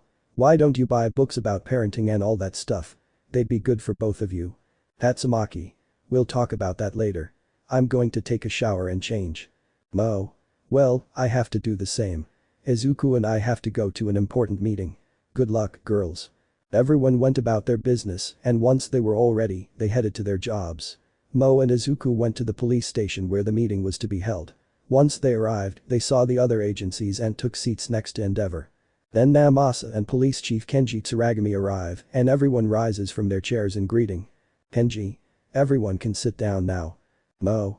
Whispering hey Izuku, that's not All Might's successor. Izuku. Whispering it seems so. He's probably working at the agency of All Might's old partner. Mo. Poor thing, he looks a little nervous. Kenji. I suppose everyone already knows why we're here. For several months we've been tracking one of the most dangerous Yakuza, shows Overlord's picture. He's Kaichisaki. He was just an ordinary Yakuza until he started manufacturing these drugs. That's when our red flags went up. Namasa. We rarely caught the distributors, and when we went after them they were already dead, but thanks to Hellish Ghost being able to catch their distributor and buyer, we made a big leap forward in the investigation. Kenji. Now Night Eye wants to contribute some information. Night Eye gets up from his seat and begins to speak. Sir. Yesterday. My 2 classmates Mirio Tagada and Yamakumo Nakamura. Izuku and Mo froze when they heard that surname. They thought they would never hear that surname again. Sir. They went to patrol an assigned area, and in an alley they came across a girl named Eri, and Kaichisaki also appeared to them there. Everyone present was surprised when 2 students on patrol came across the Overlord himself. Rock Lock. And why didn't they do something if they had Overlord? Why didn't they take advantage of it? Ryukyu. Are you even listening to yourself? They're just interns who were going to fight a Yakuza whose quirk is still unknown, surrounded by civilians, and they would endanger the girl. The best thing to do in these cases is to retreat. Sir. Ryukyu is right, we were going to lose more than we were going to gain. Thanks to using my quirk on the distributor, we now know the location of Kaichisaki and his 7 assistants. They all have powerful quirks, so be careful when you face them. Everyone left the office to prepare, while Izuku sent the location to Tatsumaki. They all arrived at Kai's hideout, which was a traditional Japanese house. They were about to break down the door, but it was destroyed by Rikiya Katsukim. Ryukyu transformed into his dragon form and confronted him, while minor criminals came out, engaging in a pitched battle with the police. Tatsumaki, who had arrived, could see that the fight had already started. She saw that a group had entered the house. If things got out of control, she was going to intervene. The group that managed to get inside were Sir Night-Eye, Mirio, Yamakumo, Rock Lock, Aizawa, Izuku, Mo, Fat Gum, Kirishima, and Tamaki. The others had stayed behind to restrain Rikia and the other criminals. As the group ran in search of the underground base, an overlord henchman appeared before them. He was a short one. Mimic. You made a grave mistake coming here, now die. Mimic injected himself with a syringe containing the enhancing substance. This caused him to merge with the floor and walls. Sir. Everyone stayed together before. The wall divided the entire team. Those who were with Sir were Mirio, Izuku, Fat Gum, and Kirishima. Those who had stayed with Aizawa were Mo, Rock Lock, Tamaki, and Yamakumo. Mo. Brother, are you and the others okay? Izuku. Don't worry, we'll move forward. You guys find another way to get there. Mirio. My quirk is penetration. I can pass through walls and find Kaichisaki. Izuku. Of all the names there were, you had to choose that one. Sir. Alright, but be careful Mirio, we don't know what awaits us here. Mirio began to use his quirk, he began to pass through the walls of the place. No. We have to find another entrance, we can't stay here. Rock Lock. We have to go that way. Rock Lock started running through that exit, but the others were going to stop him, but the place closed. Aizawa. Damn, this place changes according to that guy's whim. Yamakumo. Mo, do you think you can do something like melt walls? Mo. My quirk is to increase the temperature of things or people I touch, I'm going to try it. Mo touched the wall where Rock Lock was. Her hands began to glow green as the temperature rose. The wall she was touching began to melt, leaving a passage. Upon entering, they saw Rock lying on the floor. Aizawa went to him to see what was wrong and saw that he had been stabbed. Aizawa went to him to help him. Yamakumo. Sensei, behind you. Aizawa used his veins to quickly catch Toga who was coming to stab him. Aizawa. So the League of Villains is here too. How many more are there? Toga. Why should I tell you? You should worry about yourselves instead, hahaha. Toga began to dissolve into sand, indicating that she was just a clone of Twice. Mo. We have to help him before he bleeds out, Aizawa. I need you to hold him with your bandages. Yamakumo, grab something he can bite on. Yamakumo blushed because a cute girl was calling him by his name, but he reacted quickly and looked for something to gag her with, succeeding and then putting it in Rock Lock's mouth. Mo. Look, this is going to hurt, but it's the only effective way to stop you from bleeding out anymore. Mo placed one of his fingers at a moderate temperature and began to run it over Rock Lock's wound, causing him to scream in pain while letting out muffled cries. We can see Sir's team running through the corridors. Izuku had concentrated his fire until it turned into lava, destroying the walls that blocked them, but out of nowhere a hole opened up in the floor, swallowing Fat Gun, Kirishima and Tamaki, then the hole closed. Sir. Damn, only 2 of us have been burned already, we can't go on like this. Izuku. I have a theory. Mimic has to be present to move everything inside him. If my theory is correct, he should be here with us. Sir. Okay, but how are we going to know where he is? Izuku. You know my quirk isn't just about throwing and creating things out of fire. Izuku assumed the lotus position and closed his eyes. The entire room went dark. The only light came from 2 figures made of fire, one in the lotus position, while the other stood watching, indicating that they were Izuku and Sir. But suddenly, a 3rd figure in flames appeared embedded in the opposite wall. Suddenly, everything returned to normal. Izuku. I found you. Izuku destroys the opposite wall, causing Mikmi's quirk to deactivate and him to emerge already knocked out. The whole place returns to normal. Izuku. Put on the handcuffs and let's continue. Mirio has probably already found Overlahu. Sir. I'm impressed by what you just did, what was that really? Izuku. My quirk is also based on body heat. Our bodies give off heat waves every time we do an activity. The more we do it, the stronger the heat waves become, making us sweat. Basically, what I used was infrared vision, but I still need to improve it. We can see how Mirio was now fighting against Overlahu while protecting the girl. He had already faced a henchman, now he has the final boss in front of him. Hi. Eri, stop this nonsense right now, or this hero will die because of you. Mirio. Don't listen to him, Eri. Stay behind me, I'll protect you. Hi. Well then, die. I touched the ground with his hands, and several stone stakes shot out in the direction of the 2 of them. In a swift movement, Mirio moved Eri out of position, dodging the attack. Hi. Don't get distracted, hero. Remember, this is a fight to the death. Kai made the same attack, and when Mirio saw that he couldn't dodge it this time, he put Eri behind him, covered her with his cloak, and used his body as a shield to block all the spikes, so they wouldn't hit Eri. Mirio. Ah, come on Mirio, just hang in there a little longer. Besides, how do you plan to save a million people if you can't even protect Eri? Mirio. This isn't over yet.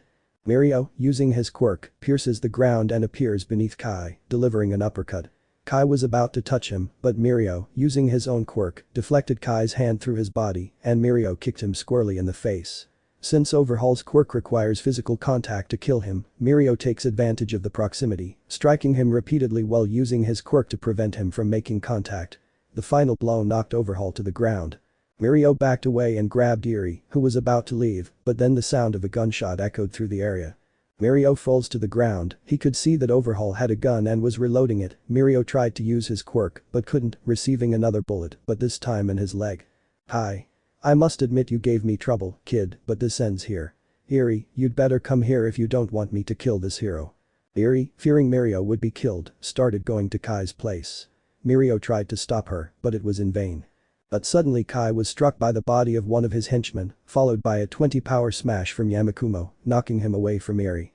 Out of nowhere, the ceiling above them collapsed, and Ryukyu fell out with an unconscious Rukia. Hi. No, I can't lose, not when I'm finally so close to my goal. Behind Yamakumo appears Sir and the others except for Izuku, who stayed behind doing something. In a desperate move, Kai merged with his two henchmen, becoming a 3-meter tall monster made of flesh. In a swift motion, the platform where Eri stood rose up, moving her away from the heroes. Kai created several stakes made of stone and hurled them at the heroes. Yamakumo. Watch out, they're coming towards us. Everyone present dodged the attack except Sir.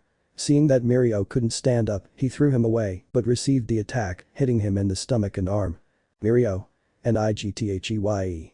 Overhaul, using another concrete tower, attacks Ryukyu, bringing her down and thus getting closer to the exit. No. Yamakumo, go and remember Eri. This is our only chance. We can't waste it. We'll take care of it. Yamakumo began using the destroyed infrastructure and his quirk to reach Eri. Sir. I saw in the future how Yamakumo died and Overlahu took Eri away. Yamakumo saw that a stake was about to pierce him. In a swift movement he dodged the attack and began to approach Eri. Yamakumo. Eri, you have to jump. Come and jump into my arms. I promise to catch you and never let you go. Just trust me, please. Eri hesitated, but then she saw Kai in her monstrous form. Eri stood up and jumped into Yamakumo's arms, successfully catching her. Hi. Don't celebrate just yet, hero. That girl's quirk is on track to eliminate all quirks in the world. I don't think that potential should be wasted. Kai created several cement tentacles in the direction of Yamakumo, but out of nowhere the ground beneath them was destroyed and a great golden flame shot out at Kai, carrying him into the sky. Ichizaki, the jury has handed down your sentence. You are convicted of attempting to take human life. Your sentence will be the maximum penalty. Death. Once they had moved away from them, Izuku moved a little away from Kai. Izuku. Fire. Ball. Izuku created several balls of lava and threw them at Kai. The attack hit Kai directly, destroying his limbs so that he couldn't defend himself against Izuku's final attack. Izuku. Infinite spray. Izuku punched Overhaul in the chest and Overhaul's chest began to glow. Izuku. Goodbye forever, Kaichisaki, and burn for your sins against humanity. Kaichisaki was ultimately destroyed to ashes, thus ending his life. Tatsumaki, who was watching from afar, saw how Izuku ended someone's life without any problem. Tatsumaki. Wow, it seems he doesn't hesitate to kill. I'm worried about his mental stability. Time skips. The operation was successful, though there were some casualties. Sir was rushed to the emergency room due to the severity of his injuries. Now we focus on the hospital where everyone involved in the operation is gathered. We see Yamakumo on a stretcher looking out the window. Just then, the door opens and Izuku and Mo enter. Izuku. Hey Nakamura, what's up? Tell me how you've been. Yamakumo. Midoriya, it's good to see you all doing well. Mo. Thank you for your concern, Yamakumo. Tell me, how have you been? What have the doctors told you? Yamakumo. I'm fine, the doctors are about to discharge me in a few minutes. Izuku. Hey, we're planning to go see Little Eri, are you coming with us? Yamakumo. I'd love to, I haven't heard anything from her since I came in. Just then, the door opened.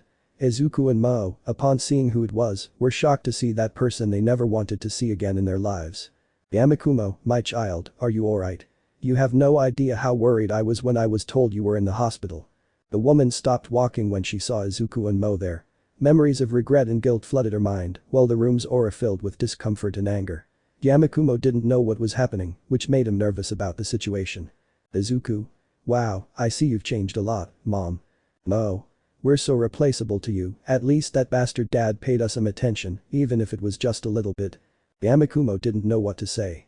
Had his mother had an extramarital affair and were they his step-siblings? Now he felt dirty for having blushed when his now stepsister called him by his name. Apparently, an unexpected meeting was about to take place at the wrong time, place, and hour. Chapter 6. A not-so-pleasant reunion. Narrator.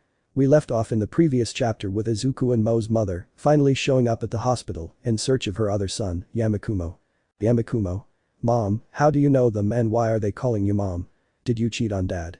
Ryuka. "What? No, I love your father and I would never do that to you." Izuku. "I understand that you hate our father, but what happened to us? You always denied us and when we suffered because of Dad, you just looked away." Ryuka. "I understand you're angry with me, but if you let me explain." Izuku.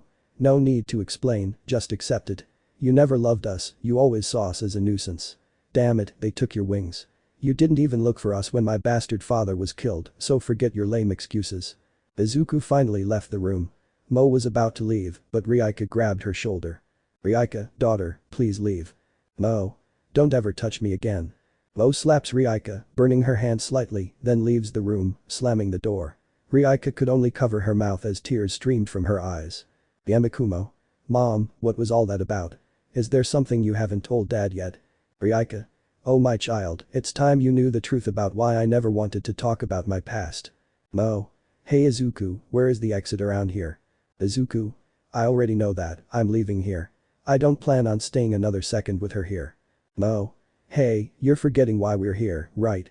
It's because little Eri said she wants to see us. Let's not crush a child's hopes because of our anger." Izuku.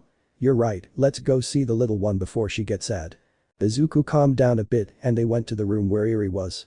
When they arrived they could see Mario, Azawa, and little Eri. Mo. "Hey little one, we were told you wanted to see us, so here we are." Izuku. "Tell me how you feel now, Eri. You were under a lot of pressure there." Azawa. "The doctor said the girl is fine now, she's out of danger." Mo. "That's great to hear." Eri. "I want to thank you for saving me from that place." Izuku. "You don't have to thank us, we would do it again and again." Eri. "By the way, how is the gentleman with glasses?" Mirio. "The doctor said the operation was successful and he's now resting." Izuku. "That's great news. Now we just have to wait for him to wake up." Just then, Izuku's phone starts ringing. He answers it and sees it's a call from Tatsumaki. Izuku. "I'll be right back, I'm going to answer a call." Izuku left the room and answered the call. Tatsumaki. "I'm on the hospital rooftop. I want you to come here quickly, my patience is precious." Tatsumaki hung up the phone. Izuku. "And now what's wrong with him now?" Izuku put his phone away and took the elevator to the terrace. Once he arrived, he didn't see anyone, no matter how much he looked around the place. Izuku. "And now where did she go? She told me to come here, but I don't see her." "Look up above you, idiot." Izuku heard Tatsumaki's voice telling him to look up and doing so, he was able to see her. Izuku. "Since when have you been there?" Tatsumaki. "Not much, by the way, good job, but it was necessary to kill him, you already had him defeated." Izuku. "I had to do it, one because my leaders asked me to, two the guy had secrets about my father that shouldn't come to light." Tatsumaki. "But your father was a shit to you, why are you covering for him?" Izuku. "Do you think I like this? I've wanted to do it for a while, but the higher-ups don't want that. My father is a respected person to everyone, even after death." Tatsumaki. "Wait, they know, so why aren't they doing anything? Why are you letting this happen?" Izuku. "Because I have no other choice. I do all of this to protect my sister. Every action, every decision I make on this matter is so that she can finally smile and have the security of knowing there's no monster waiting for her in her room." Izuku. "You're the one who understands best what you wouldn't do for your sister." Tatsumaki. "Of course I understand, but what about you? Are you okay with all this, with what you do? You have no problem taking lives, even if they are bad people." Izuku. Yes, I'm fine. I'll always be fine, so don't worry about me. I can handle all of this." Tatsumaki. "Okay, I'll believe you, but remember this. If you have something you want to tell me or if you can't bear the burden anymore, I'm here for you. Tatsumaki. Anyway shows she's wearing her engagement ring, we're married until death do us part. Izuku. I say the same thing too, Tatsu. By the way, why did you tell me to come to the hospital terrace? Tatsumaki. Well, I want to talk about what happened last night. Izuku. Ah, about that I more or less remember what we did, we were a little drunk. Tatsumaki. Yes, I also don't completely remember what we did the rest of the night. Izuku. And why do you want to talk about it? I thought you didn't want to talk and that we'd turn a blind eye so as not to make each other uncomfortable. Tatsumaki. Well, I thought the same thing, but no matter how hard I tried, those images kept coming back to my mind. Izuku. Ah, what are you trying to get to, Tatsu? Tatsumaki. What I'm trying to say is that I want to do it with you again. Izuku. Hey, are you sure about this? You're not drunk, right? Tatsumaki. Of course not, idiot. The reason I say this is because the more I deny it, the more my body reacts. So if I accept it, maybe I'll get bored of doing it and won't have any more problems. Izuku. Hey, but have you realized where we are? This is a hospital terrace, and if someone sees us. Tatsumaki.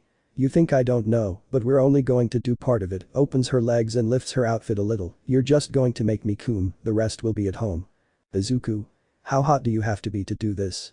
Tatsumaki. Enough to ask you and let you go without any consequences, so start doing it. Izuku. Let's do this quickly. 3 minutes later. Lemon skipped. Izuku answers the call. Mo. Hey Izuku, wherever you are, Enji told us to go to his house urgently, so stop making love with Tatsumaki on the roof of a damn hospital, will you? Izuku. How do you know I'm making love with Tatsu on the hospital terrace? Mo. Why am I watching you from the entrance, you damn perverts? Have some morals, for God's sake.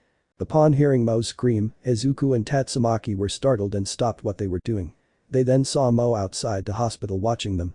Tatsumaki covered her face in embarrassment. Now we can see how everyone was in the car. Mo had told Fubuki everything and she was dying of laughter at what Izuku and Tatsumaki had done. Fubuki. I can't believe you did that, sister, hahaha, I still can't believe it. Tatsumaki. Can we please not talk about it? Besides, what's so urgent that Endeavor called him? Mo. I don't know, but he seemed very serious. Izuku. It must be something serious for him to be like this. Time skips. They had already arrived at the house, parked the car, and got out. When they entered the house they could see the whole family gathered there, including Ryuka, along with her husband and Yamakumo. The latter two seemed somewhat nervous. Izuku. What is she doing here? Why did they let her in? I laughed. Izuku, my boy, let's calm down, please. I'm angry that she's here too. It's better if she tells you herself. Ryuka. The reason we came here is because Yamakumo and my husband need to know the whole truth. Izuku. And it's necessary that we all be gathered together for you to tell them. Tatsumaki. So she's the mother who abandoned them and left them to their fate. Ryuka. I had my reasons, I couldn't stay in that house anymore. Mo. Yes, but that doesn't give you the right to abandon us. Izuku. Alright, if we're going to dig up the past, I'll be the one to tell it. You can speak at the end. Tatsumaki. Are you sure about this, Izuku? You don't have to do it. Izuku. No, Tatsumaki, this had to be done sooner or later. This is going to take a while, so we'd better sit down. Everyone went to the living room, leaving only Izuku and Mo alone. Izuku. If you want, I can skip over how our father treated you in case you're not ready. Mo. That's not right, let me be the one to say that, besides, it's time other people knew what Dad's real face was like, don't you think? Izuku. Yes, I think you're right. The two went to the living room where everyone else had already settled in with their family member. Chapter 7 Unearthing the Past. Izuku narrates. From the moment we were born, Dad never loved us, just like Mom. He always looked at us with disdain, well Mom couldn't even look at us because we brought back bad memories, so she ignored us too. But everything started after our quirks appeared. That made Dad focus on us, but more on me when he saw that my quirk could evolve. Knowing that my sister's quirk was weak in his eyes, he continued to neglect her, focusing only on me. Flashback. Kaido. Alright, Brad, from now on you'll only be training, so forget about all those distractions you used to make. Izuku, but Dad, I didn't want to. Kaido. No buts. Talk to me like that again, and I'll make sure to give you a severe punishment. Izuku. Yes. Father. Mo. Dad, I want you to train me too. I also have a quirk like my brothers. Kaido. Don't talk nonsense, girl. Your quirk is far from the best. You'd better leave. Mo felt bad about what her father told her, but before leaving she gave Izuku a dirty look. Izuku wanted to go after her, but his father stopped him and took him away by the arm. Ido had taken Izuku to his training room, then threw Izuku, causing him to crash to the ground. Ido. Alright, brat, from now on you'll dedicate yourself solely to training, and if I hear any complaints, I'll increase your training beyond what your body can handle. End of flashback. Izuku narrates.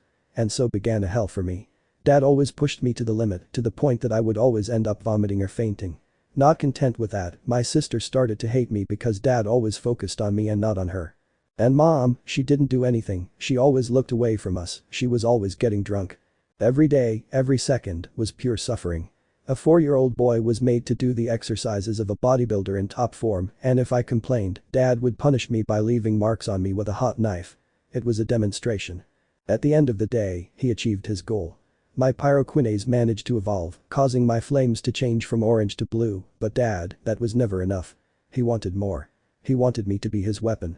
But seeing that the conventional method took too long since I only managed to evolve my quirk at 10 years old, he used other, unconventional and illegal methods. He began to experiment on my entire body.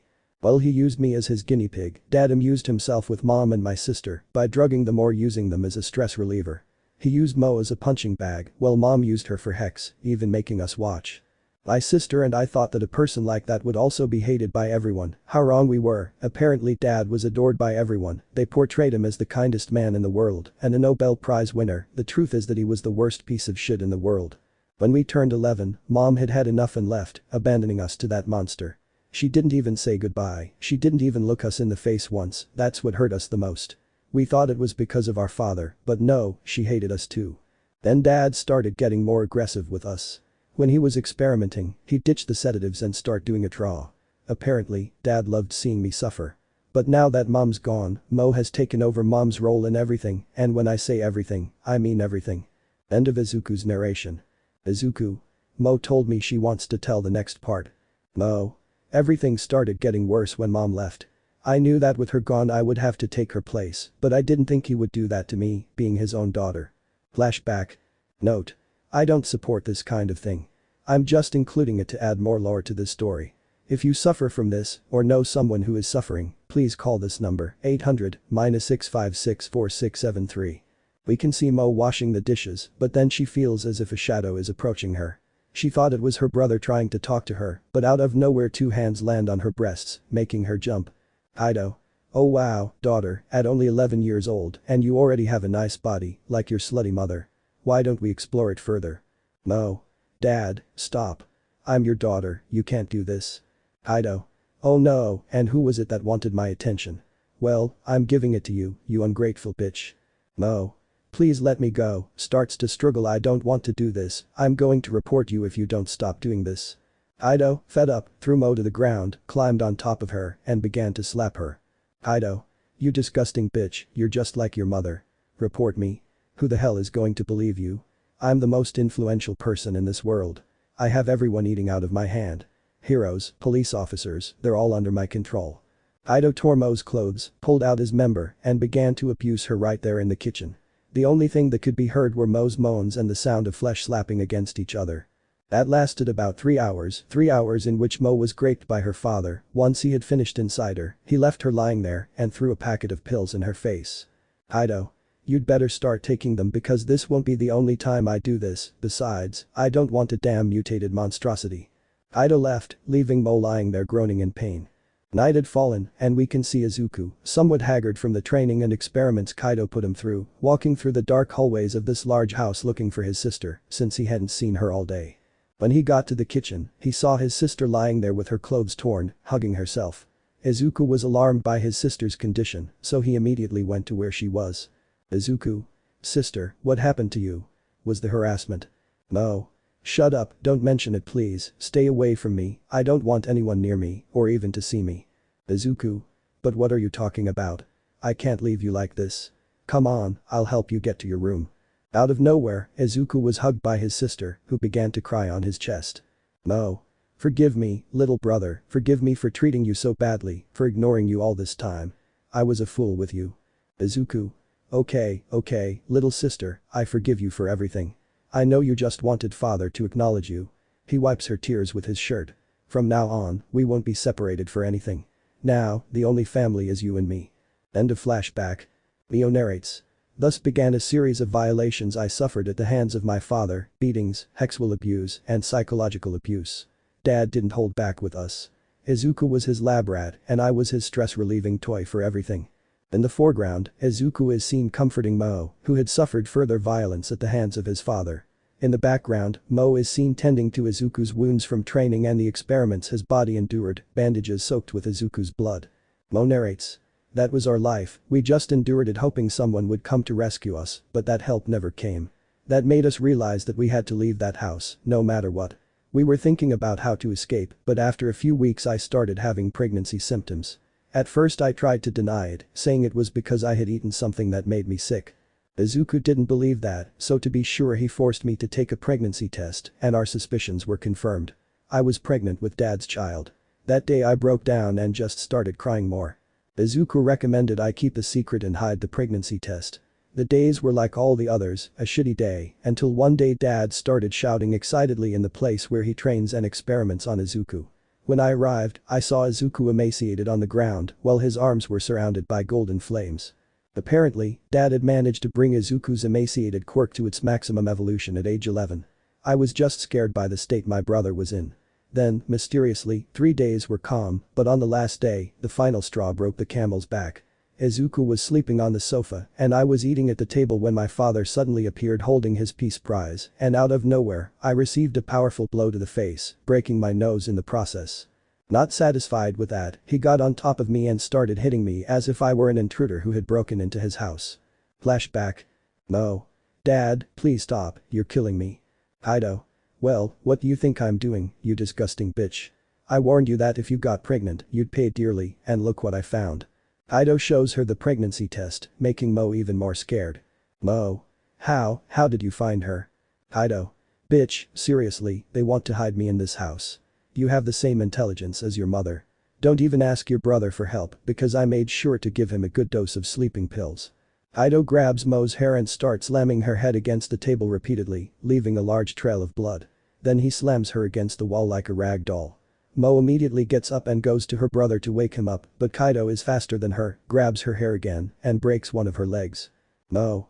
Dad, please wake him up, it wasn't my intention, I always took my pills, but those things aren't usually effective. Kaido kicked her in the face, knocking out some of her teeth in the process, then began to punch her repeatedly in the stomach while smashing the Nobel Peace Prize all over her body to the point that she was beginning to dent. Izuku, who was sleeping on the sofa, began to wake up due to the noises. He tried to move, but the weight of his body caused him to fall. When he looked into the kitchen, he saw his father massacring his sister, which terrified him. He tried to move, but his body wouldn't respond. Izuku could only hear the blows and Mo's screams. Izuku gathered all his strength and his body began to move, while he felt a heat increasing in his body, he felt his limbs beginning to return to normal. We can see how Kaido was beginning to strangle Mo. Her condition was utterly deplorable, she was completely covered in her own blood. She was trying with all her might to break free. She could feel her life slipping away through her eyes, just as she could see her entire life passing before her eyes. Kaido. You know why your mother and I hate you? It's because you're the product of grape. I drugged your mother at a party and took advantage of her. When she threatened to report me with that evidence if I didn't agree to marry her and take care of you, that's why nobody knows you exist. Because you damned kids disgust me. Out of nowhere, Izuku appears on top of Kaido and scratches one of his eyes, leaving one eye unharmed. Kaido releases Mo, allowing her to breathe again. Kaido grabs Izuku and throws him across the table, scattering everything. Izuku sees a knife in front of him, then his eyes lose all their light and he focuses on his father. End of flashback. Mo. Once my father took his eyes off me, I took advantage of that and. Izuku. I took the knife and began stabbing him repeatedly, over and over again, focusing only on points where he wouldn't be killed quickly, so that at least he would suffer what we suffered because of him.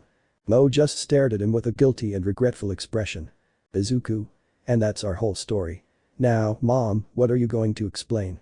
You're going to change the facts, deny everything.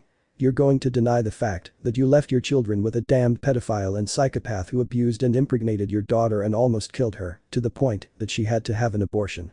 Mo. Izuku, please stop, I don't want to remember that anymore, please. Mo started crying while covering her face. When she saw that she was starting to fall apart, she left and went to the car. Ryuka wanted to go after her, but Rei stopped her. Ryuka, it's best if you leave her alone. You're the last person she wants to see right now. It's best if you both leave before things get worse. Izuku, Tatsumaki and Fubuki went after Mo. Izaki. She's right, dear. We need to let things calm down. Mr. Todoroki, I beg your thanks for letting us stay in your house. Ryuka. Son, now that you know what you think about me. Yamakumo. I honestly don't know. I understand you mentally, but emotionally I don't know. It's a lot to process and I need time, so I'll go ahead of the car. Everyone went to their cars and headed home. NG. So that's why Mo was in such a deplorable state. I should have known that bastard had something up his sleeve. I laughed. I know how frustrated you are, we are parents, and we understand that pain when our children get hurt even when they are older, but sometimes some people were not born to be parents. NG. You're right, Rei. Let's go back inside, it's starting to get cold. We can see how our group had arrived at the house. Mo quickly got out, went inside, and locked herself in her room. Izuku wanted to go after her, but Fubuki stopped him. Fubuki.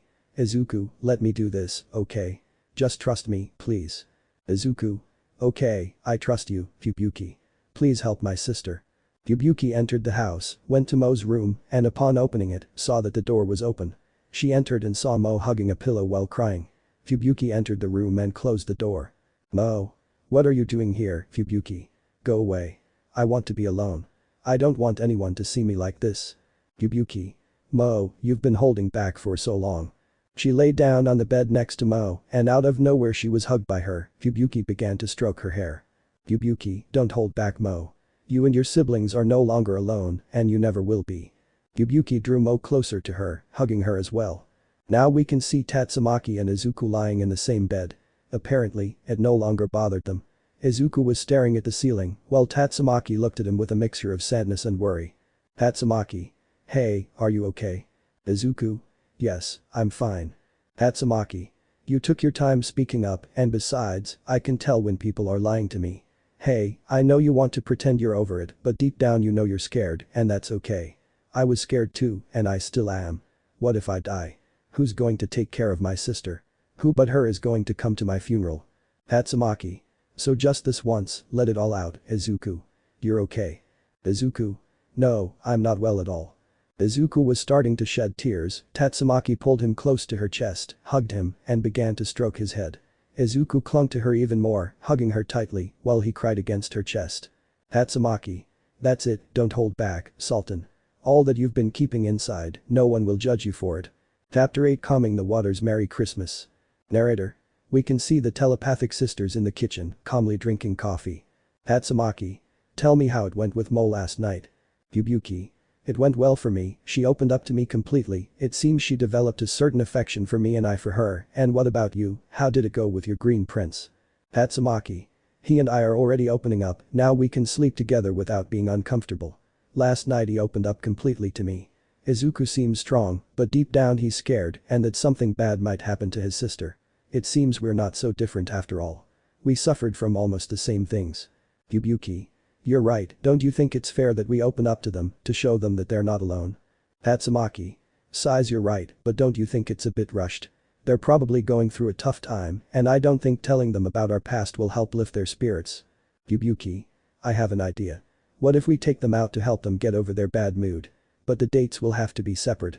I'll take Mo somewhere else, and you take Izuku somewhere else. Tatsumaki. That doesn't sound like such a bad idea, and it's much better than being at home all day. Okay, let's do it, and once they're feeling better, we can tell them about our past as a sign of trust. Tatsumaki. Now if you'll excuse me, I'm going to take a bath. I advise you to do the same. Tatsumaki finished her coffee and went to the bathroom in the room she shared with Izuku. When she entered, she couldn't see Izuku, but she heard the shower running, so she just took off her pajamas, grabbed a towel, and went into the bathroom, where Izuku was. When he saw her, he blushed. Tatsumaki.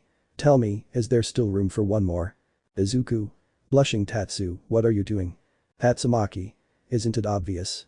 I plan to bathe with you, and I won't take no for an answer. Tatsumaki laid her towel down and got into the bathtub with Izuku, lying down on his chest. Tatsumaki. Sometimes I forget how well built your body is. Hey Izuku, what do you think about you and me going out since we have all day? What do you think? Izuku. I don't know, I can't leave my sister alone in that state. Tatsumaki. Don't worry, Fubuki is planning to go out with Mo, and besides, she'll take good care of her, you can trust her. We can see how Fubuki was washing Mo's back while Mo tried not to look at Fubuki too much as she had a blush on her face that she was trying to calm. Fubuki. Tell me, Mo, am I doing it right or do you want me to go slower? Mo. Blushing no, you're doing great the way you're going, but when you finish I'm going to wash you too, so we're even. Fubuki. Oh Mo, you're such a sweetheart to me. Fubuki hugs Mo, and since they are both naked, Mo could feel Fubuki's breasts against her back, making her blush even more. Izuku. Well, if you say so, then I don't have to worry too much. And where do you plan to go? Tatsumaki. I have some surprises today, and I want you to discover them for yourself. Izuku. Something tells me it's going to be a very exciting day. Tatsumaki. And you're not wrong, starting now.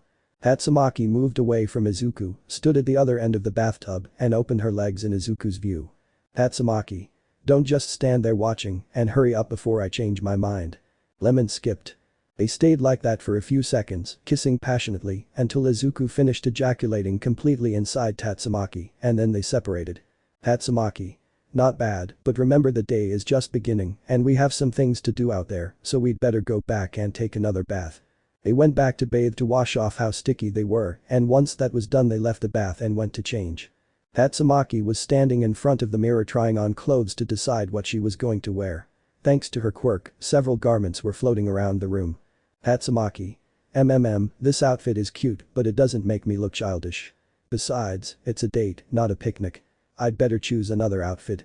Tatsumaki used her quirk to change her clothes, arranging them around herself in the outfits that best suited today. Tatsumaki. That one suits me perfectly. Tatsumaki took the garment while she put the others in her closet and proceeded to change. Once she finished, she left the room. Upon arriving in the living room, she saw Izuku sitting on the sofa, already changed. When Izuku saw Tatsumaki ready, he got up. Izuku. You look beautiful in that outfit, Tatsu. Tatsumaki. Thank you for the compliment, you don't look bad in those clothes either, they make you look more mature. Izuku. Thank you for your compliments, now let's go to the car. The two left the house, got into the car, and Tatsumaki entered an address into her phone. Izuku. Hey, what do you have in that suitcase you put on the back seats? Tatsumaki.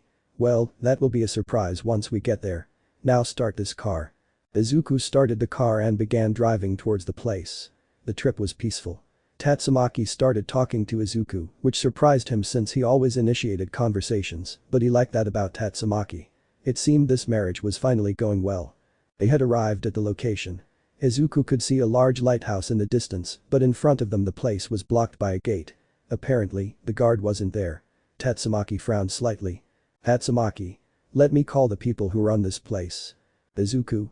Hey, I've never seen this place before, what is this? Tatsumaki.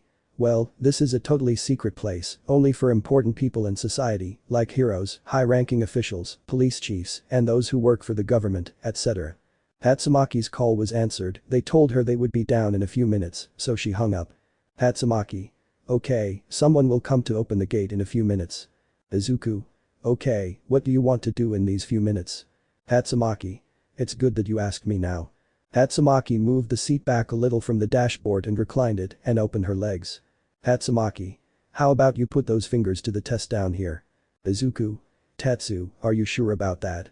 We made love in the bathtub recently, besides, we're in a public place. Tatsumaki.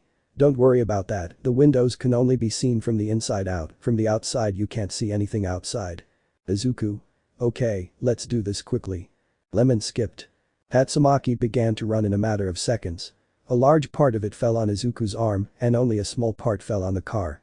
Izuku took his hand out of Tatsumaki's vagina, he could see that his hand was all sticky, so Izuku put his fingers in Tatsumaki's mouth, she without protesting or opposing, began to lick his fingers. Once Tatsumaki finished cleaning Izuku's hand, she settled back into her seat, but since her underwear was wet, she had to take it off and put it in the glove compartment. The gate guard arrived and opened the gate. Izuku started the car and they began to move. When they entered, Izuku was surprised by what he saw. Large summer houses, many important people in the society of this country. He could feel somewhat humiliated, seeing their way of dressing and walking. Tatsumaki. So, what do you think of this place? Izuku. Well, I don't know how to describe it to you, because I never knew about this place. Tatsumaki. As I told you, it's a secret place exclusively for important people and high-value heroes. Izuku. Wait, I'm a high-value hero, literally I'm the one who does the work of assassinating potential threats. Tatsumaki. Well, this isn't something the government does. This is all done by a huge tycoon.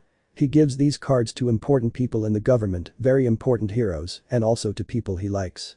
Izuku. So all these people are here because that mysterious tycoon liked them and gave them invitation cards to his private island. Tatsumaki. Are you jealous? Izuku. Not at all, but what intrigues me is how you have one. Tatsumaki. Well, let's just say this guy's way of flirting is by giving a diamond level card shows the card, let's just say I put these cards to good use here. Izuku. So that guy was flirting with you. Tatsumaki. Are you jealous that someone is flirting with me? Besides, you and I didn't know each other back then. Tatsumaki. Hey, have you already forgotten shows the engagement ring that we're married? I know we were forced into marriage, but now I don't see this commitment as a sentence anymore. I'm starting to like the idea of having someone in my life and starting a family. Izuku. Oh wow Tatsu, I didn't know you thought that. I don't know what to say. Tatsumaki. Don't do it, let's just enjoy the day. Izuku. You're right. Once they arrived at the house where they would be staying, they parked the car and got out. Upon reaching the door, Izuku could see that it had Tatsumaki's name on it. She took out some keys, which they put in the door, thus entering the house. Izuku. Wow, not only do you have your own guest house, but it comes with all the luxuries. Tatsumaki. It also has its own tennis court and a swimming pool. Izuku. Okay, who is this guy and how does he have so much money? Tatsumaki. Nobody knows, but nobody complains or asks. Izuku. You know, this reminds me of two cases I had, both were related to parties with important people, and in both of those cases, there was everything except something good. Tatsumaki. So what were those parties about? Izuku. The first one was discovered at the beginning of this year. We were talking about the raid on an island. It involved the richest guy. Apparently, he, along with some well-known people in the film industry, were doing shady things involving children. The second party was at the house of a famous musician. In the raid, several tapes were discovered of him and other important people in the music industry doing shady things among themselves or with the slaves who were kidnapped and illegally transported in those tapes. Both were Americans. Tatsumaki. Wow, that's absolutely disgusting, but how were you involved in those two raids if you're of Japanese nationality? Izuku. This is because Japanese women had disappeared, which alarmed the high command. Upon discovering that they had been captured by North Americans, I was sent to bring them back safe and sound. Tatsumaki. How come I never found out about that? Izuku. The American government didn't want to look bad in front of other countries since two of its important people were doing atrocious things, so they requested that the case be kept confidential. Izuku. By the way, this tycoon is Japanese-American. Tatsumaki. He is Japanese, why? Izuku. I just hope I'm not the first Japanese person to throw that kind of party. Tatsumaki. Hey, relax. You know what if we go to the tennis court? I'll wait for you there. Izuku. Hey, you do know I didn't bring any clothes, right? Tatsumaki. I announced my arrival. I told them I would need several items of clothing in your size. They're in our room, so don't take too long. Tatsumaki left the room and headed towards the tennis court, carrying her suitcase. Izuku simply got up from the sofa and went to the room. He saw the clothes there, took what Tatsumaki had told him to get, and changed. Once ready, he went out to the tennis court. He could see Tatsumaki in her outfit, but Izuku blushed intensely because Tatsumaki's outfit was. Well, see for yourselves. Izuku. Tatsu, what are you doing? What if someone comes and sees you like this? Tatsumaki. Oh, don't worry Izu, this is a private place, it's well protected so no one can see, besides, don't pretend you don't like seeing me like this. Izuku. I never said no, I just don't want anyone to see what's mine. Tatsumaki. So, with your thing, huh? Well then, we have to be fair. Since I'm your property, you'll be mine too. What do you think? Izuku. That seems like a fair deal to me. Tatsumaki. Okay, now stand next to me but a little far away. The machine will be in charge of throwing the balls. Whoever hits the fewest balls will have to do whatever the other one tells them to do all day. Izuku. Sounds good to me, now let the game begin. So the two began to play, with Tatsumaki occasionally using her quirk to prevent Izuku from hitting a ball, just as Izuku would use his quirk to burn Tatsumaki's feet, thus causing her to lose concentration. Izuku was unknowingly approaching Tatsumaki, but a ball lying nearby tripped him, causing him to fall beneath her, giving her a good view of his straight guard. Tatsumaki. Hey, are you okay? that was a nasty fall. Izuku. Blushing yes, don't worry, the racket cushioned my fall. By the way, have I told you that you have a nice butt? Tatsumaki. Yes, you've told me that many times, I even still have bite marks from the other times you've given me. Izuku recovered again, but saw that the racket had been destroyed. Tatsumaki. Ah, that explains why I heard something break. Well, how about we take a break? Izuku. It seems to me. Tatsumaki and Izuku went to sit on a nearby bench, but Izuku didn't expect what Tatsumaki was about to do. Tatsumaki. Lately I don't know what's happening to me, but I've been feeling hotter than usual, to the point that I don't care where I am, I want to make love to you, right here. Izuku. But what if someone hears us and comes to see? Tatsumaki. Don't worry about that, so take those shorts off now. Izuku. If we're going to do it, I want to try something. Tatsumaki. So, what is it you want to try? Izuku took Tatsumaki's legs and pulled them further forward, leaving her entire buttocks exposed. Izuku. Let's just say I want to try anal. Izuku pulled down his shorts, revealing his fully erect penis exposed to the open air. Tatsumaki was a little scared since she had never tried anal sex before. If Izuku already left her paralyzed just by putting it in her vagina, now she didn't want to imagine how she would feel after anal sex. Izuku positioned the tip of his penis at the entrance of Tatsumaki's anus. Just feeling the tip enter, Tatsumaki felt a pain spread throughout her body. Tatsumaki. Hey, if we're going to do this at least be gentle. It's my first time doing anal, I don't want to get wrecked on the first try. Izuku. Don't worry, I'll try to be careful. Lemon skipped. Izuku. Tatsu, we have to go. Tatsumaki. What and why? Izuku. Well, let's just say Enji always throws a party on Christmas Eve and this year is no exception. We need to get changed quickly before we're late. Tatsumaki. Okay, you go change in the bathroom, I'll change here. Izuku got out of bed, grabbed his clothes, and went to the bathroom. Tatsumaki took her suitcase, opened it, and saw that it only contained revealing clothing, leaving her with nothing formal to wear. Tatsumaki. Damn, I'll have to improvise with what I have here. After a few minutes, Izuku had already come out of the bathroom changed, and he could see Tatsumaki wearing a Christmas outfit. Izuku. Hey, how did you know this was going to happen? Tatsumaki.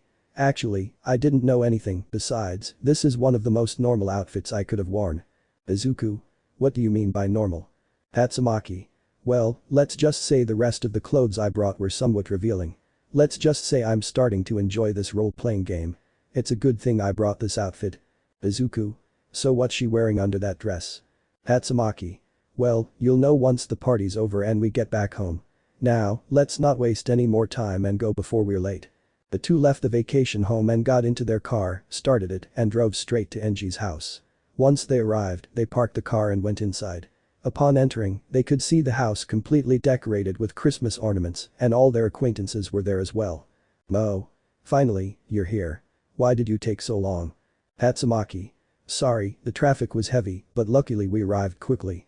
Yubuki. Sister, you look so cute in that outfit, I didn't think you liked wearing that kind of thing. Tatsumaki. Well, let's just say it was for something else. Izuku. Yeah, well, let's go say hi to the others, I'm already getting hungry. So the party went on for a long time, starting at 6 in the afternoon and ending at 4 in the morning. Those who couldn't leave because they were too drunk stayed to sleep at Enji's house, and those who didn't go went to their own homes. Now we focus on Izuku's house. Fubuki and Mo went to their own room, as did Izuku and Tatsumaki. Izuku was taking a bath when he got out and saw what Tatsumaki was hiding under that Christmas sweater. Tatsumaki. So, Izuku, what do you say we end the night with one last romp? Izuku was impressed by what he saw. That outfit looked wonderful on her, and it made Izuku's penis become erect in a matter of seconds. Izuku. You're right, let's end the night with some good, intense sex. Without wasting any more time, these two began to resume their unbridled lovemaking, as these two lustful lovers do. Chapter 9. Not so true truths come to light. Narrator. We can see how the house of our protagonists is upside down, since that's where New Year's was celebrated. Everyone was sleeping peacefully until all the alarm clocks in the house started ringing, making everyone wake up reluctantly. Tatsumaki. Who was the idiot who left all those alarms on? Not only is my body aching, but I also have a terrible hangover. Tatsumaki, using her quirk, lifts the alarm clock and slams it against the wall, destroying it. Izuku starts to move, only to hug Tatsumaki and press his cheek against hers. Tatsumaki. If what you're looking for is a morning quickie, forget it. My body is completely sore and wrecked. From the 24th to the 31st, you forgot all human reason and treated me like a hex doll, without any mercy. Even though we didn't have condoms anymore, you didn't care and started coming inside me non-stop. Izuku. Forgive me Tatsu, it's just that you bring out my most primal side. Besides, don't worry, I come in peace. I just want to hug you and nothing more. Tatsumaki. I still don't have the strength to resist, so enjoy it before I send you flying. By the way, what are you going to do today? We have the day off. Izuku.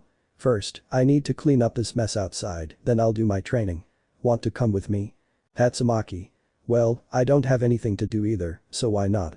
It would be nice to lose a few kilos after eating and drinking so much. Izuku. I'm getting up, you stay lying down if you want. Izuku got out of bed and went to the living room. He could see that everything was a mess. Trash everywhere, decorations thrown around, and trash cans full of disposable plates and cups. Izuku. God, I forgot we left so much trash. Anyway, I'd better start now. Izuku grabbed a broom and started sweeping the whole place. He could hear footsteps coming and saw that it was just Fubuki, who still looked a little sleepy. Izuku. Good morning Fubuki, tell me how you slept. Fubuki. Good morning Izuku, I slept very well thanks for asking, I imagine you and my sister didn't sleep much all night. Izuku. Yeah, well, what can I say? For us, the party wasn't over yet. Fubuki. By the way, when do you plan to have children? Izuku. Surprised why that sudden question? Fubuki. Well, we're young, we're still in our prime, but what happens when you reach 40 and your child wants to play with you or wants you to carry them? You won't be able to do it anymore because you'll get tired and your joints will start to hurt. That will limit you from doing various activities with your children and you won't be able to spend as much quality time with them. Izuku. Maybe you're right, but what about you? Fubuki. I'm thinking about adopting. Izuku. Adopt? Can't you have children? Fubuki. It's not that, it's just that men don't attract me. Izuku. So you're a lesbian. Fubuki. That's right, let's just say I've already found my love interest. Izuku. Oh really, who is it? Fubuki. Your sister. Izuku. Fubuki. I know it sounds like a joke, but let's not pretend I fell in love with your sister and she fell in love with me, we're dating. Izuku. Well, I have no problem with that if her love is genuine, you have my full freedom to be with her. Fubuki. Thank you very much, but you know adoption isn't my only option. Izuku. Oh no, and what is it? Fubuki. CN's donation, but I don't want just any, I want yours. What do you think about donating some of your semen? Our children would get along well, since they would be like siblings, so to speak, coming from the same father, right? Izuku. Fubuki, what the hell are you saying? If your sister hears this, she'll kill us both. Fubuki. Haha, relax, Izuku, it's just one of my few options. Izuku. Anyway, I'm going to check the bathroom. I'll be right back. Once Izuku left, Fubuki took out her phone and started looking at some photos on Instagram, but she could be seen biting her lip. Unbeknownst to her, Tatsumaki appeared behind her. Tatsumaki. Can you tell me what you're doing with my husband, sister? Fubuki, startled by her sister's voice, dropped her phone, but Tatsumaki caught it. Seeing Izuku's profile and looking at his shirtless photos, she blushed, but quickly returned to normal. Tatsumaki. I don't know if you're drunk or what, but why were you asking him for his semen to get pregnant by him, and why are you on his profile ogling a picture of him shirtless? Fubuki, nervous well. I guess I'm a fan of their relationship, he. Outside the house, a sharp bang could be heard. We can see Fubuki rubbing her head from the bump her sister gave her. Tatsumaki. Do you think I'm stupid or what? So now you're a lesbian, and you're dating my husband's sister. Fubuki. Let's just say I've been on several dates with different types of men, but all they're interested in is sleeping with me or getting close to you. Even some of my friends would join in to see if they could sleep with me. After so many failed attempts, I gave up. But then, after meeting Mo and getting along better, we have so much in common. Well, one night when you guys weren't around, she and I kissed. At first, it was a normal kiss, but as the seconds passed, it stopped being just a kiss and… Tatsumaki. Okay, you've made it clear, I don't want to hear about how you had hex, but why are you asking Izuku that? Fubuki. Do you want a stranger's semen inside your sister, creating your nephew? Tatsumaki. I'll think about it and talk to Izuku about him donating his sperm so you can get pregnant, but don't get your hopes up too much, you hear me? Fubuki. Don't worry little sister, I know I can count on you. Tatsumaki.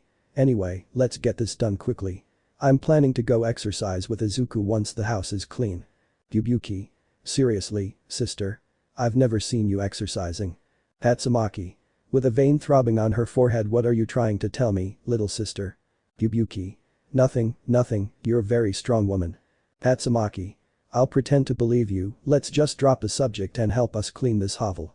Once everyone was up, they started cleaning the house. Since there were 4 of them, it wasn't too difficult. Once the house was completely clean, Izuku started making breakfast for everyone. When he finished, they all sat down to eat. Mo. What do you plan to do? Izuku. Well, Tatsumaki and I are going to do some exercise, what about you guys? Mo. Well, I'm planning on not doing anything. I'm too exhausted to do anything. Yubuki.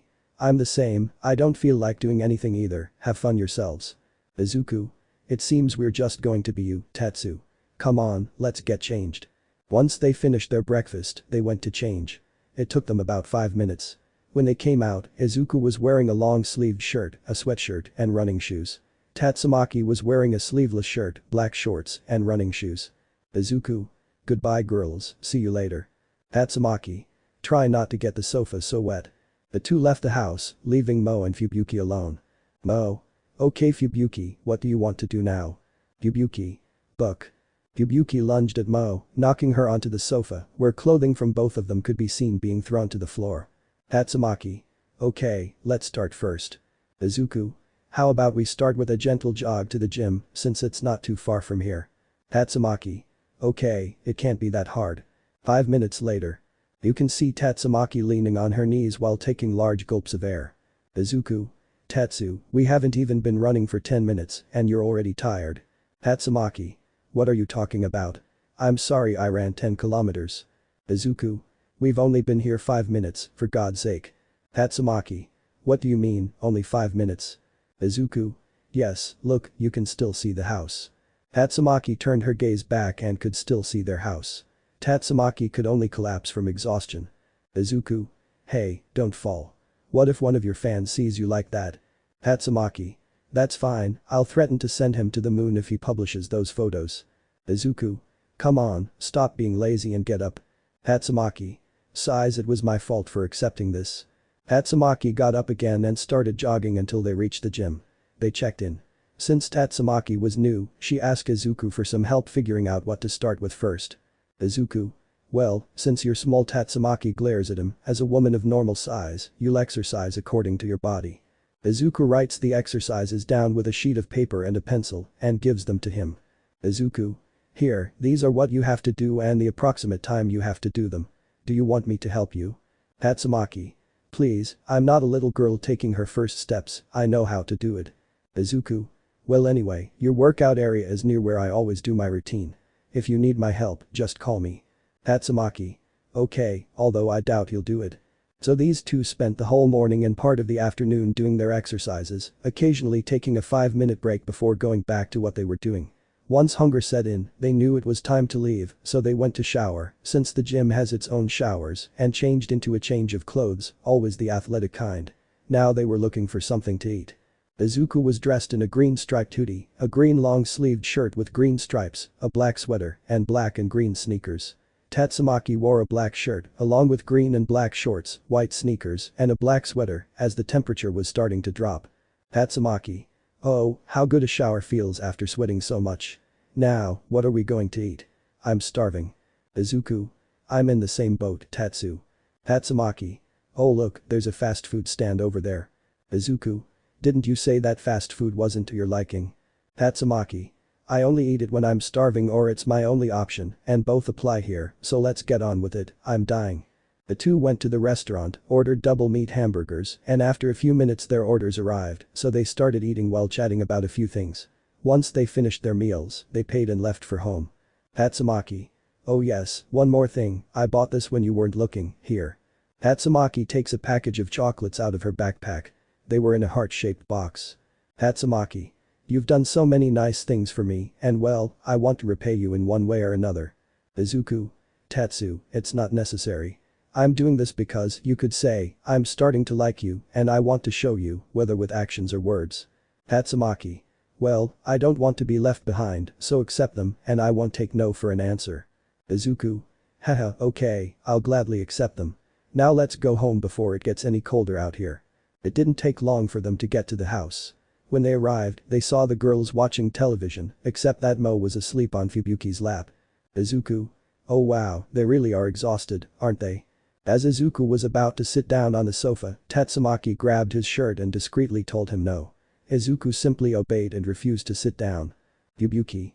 Hey Mo, wake up, they've arrived. Mo was starting to wake up, he got up and began to stretch. Mo. How did your outing go, guys? Izuku. We did very well, there weren't that many fans asking for autographs. Fubuki. I'm glad your outing went well. Then the television programming began to change, taking on a new aesthetic. Then a person wearing a black mask appeared, sitting in a dark place. Television. Good afternoon, people of Musatafu. My name isn't important. What's important is the truth about Kaido Midoriya's murder. For many years, Kaido was one of the most beloved and influential people in the state, and the fact that he was murdered in his own home was a devastating blow to us all. According to reports, the locks on the house were never forced, Kaido showed signs of a struggle, and his daughter was brutally beaten by the criminal.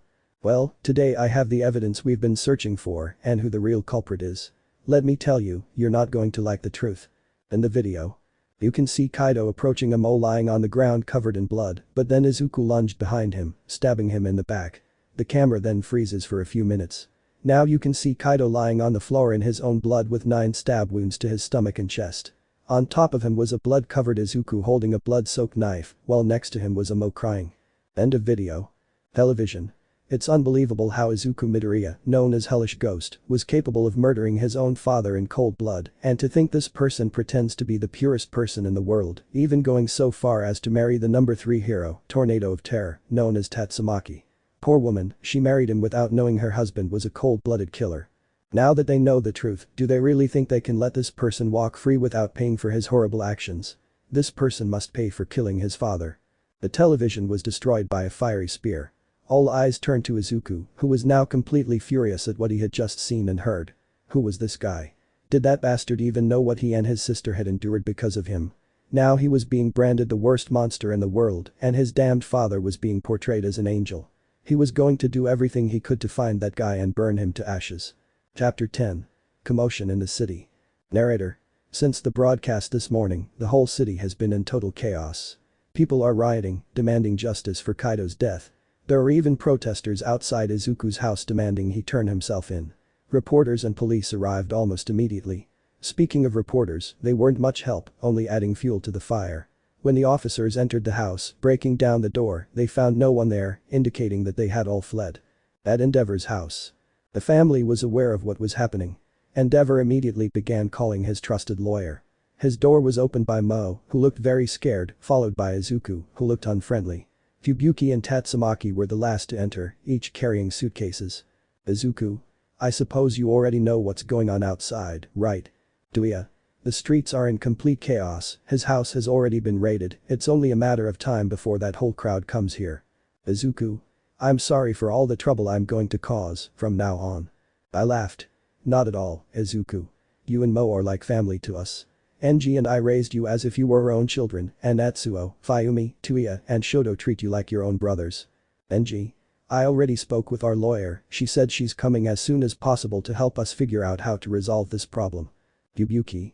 That's good, but what do we know about the hooded guy? Enji. My contacts have already started looking for him.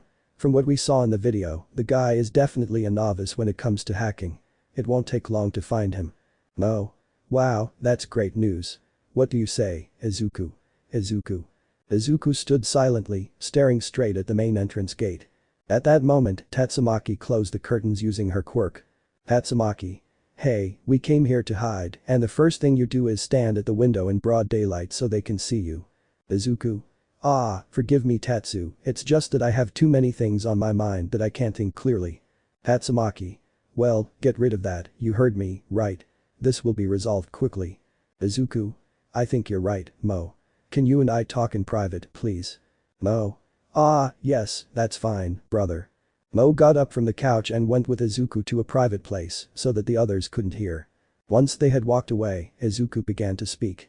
Izuku. Mo, if this drags on longer than it should, and if you or your reputations as heroes are jeopardized just to prove my innocence, I'll take all the blame. I'll accept the crime I'm falsely accused of, and you'll stay out of it all. Mo. What? Ask me for anything but don't ask me this. I don't intend to let my only brother and my only family rot in jail. What about your future? What happens to the rising sun of Japan? Izuku. Heroes fall and suns burn out.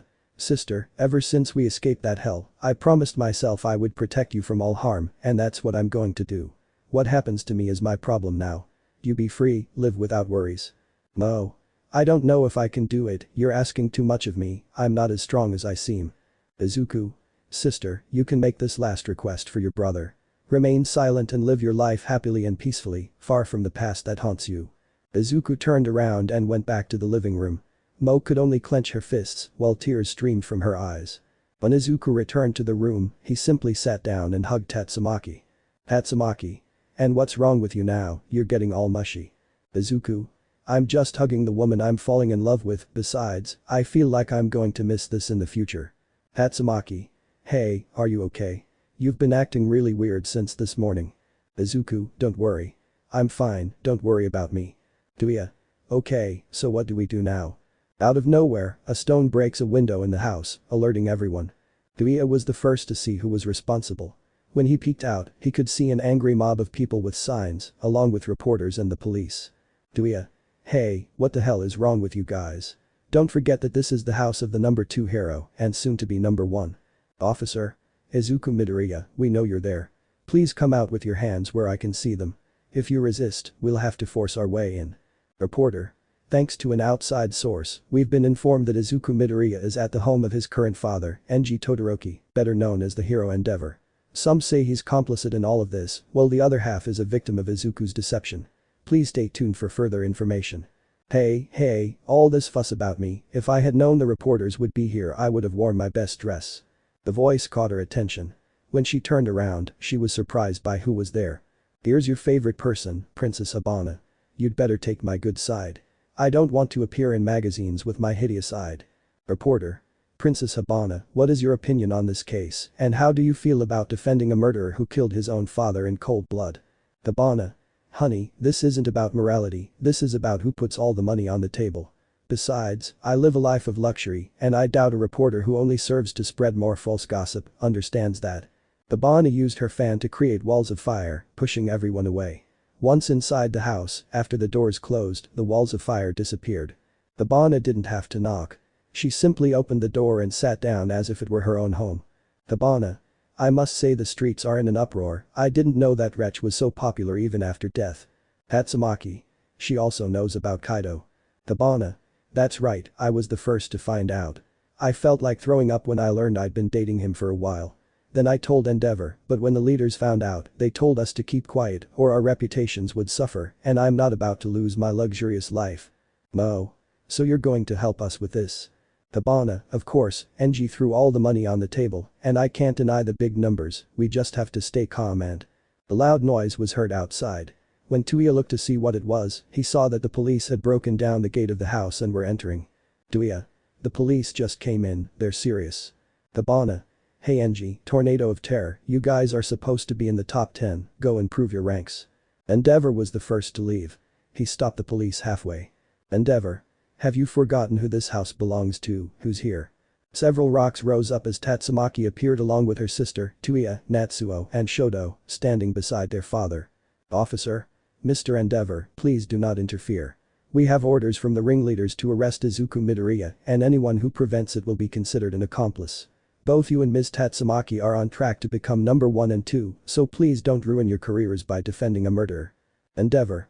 Murderer, you're calling one of my children a murderer because I don't show you what it's like to be a real killer.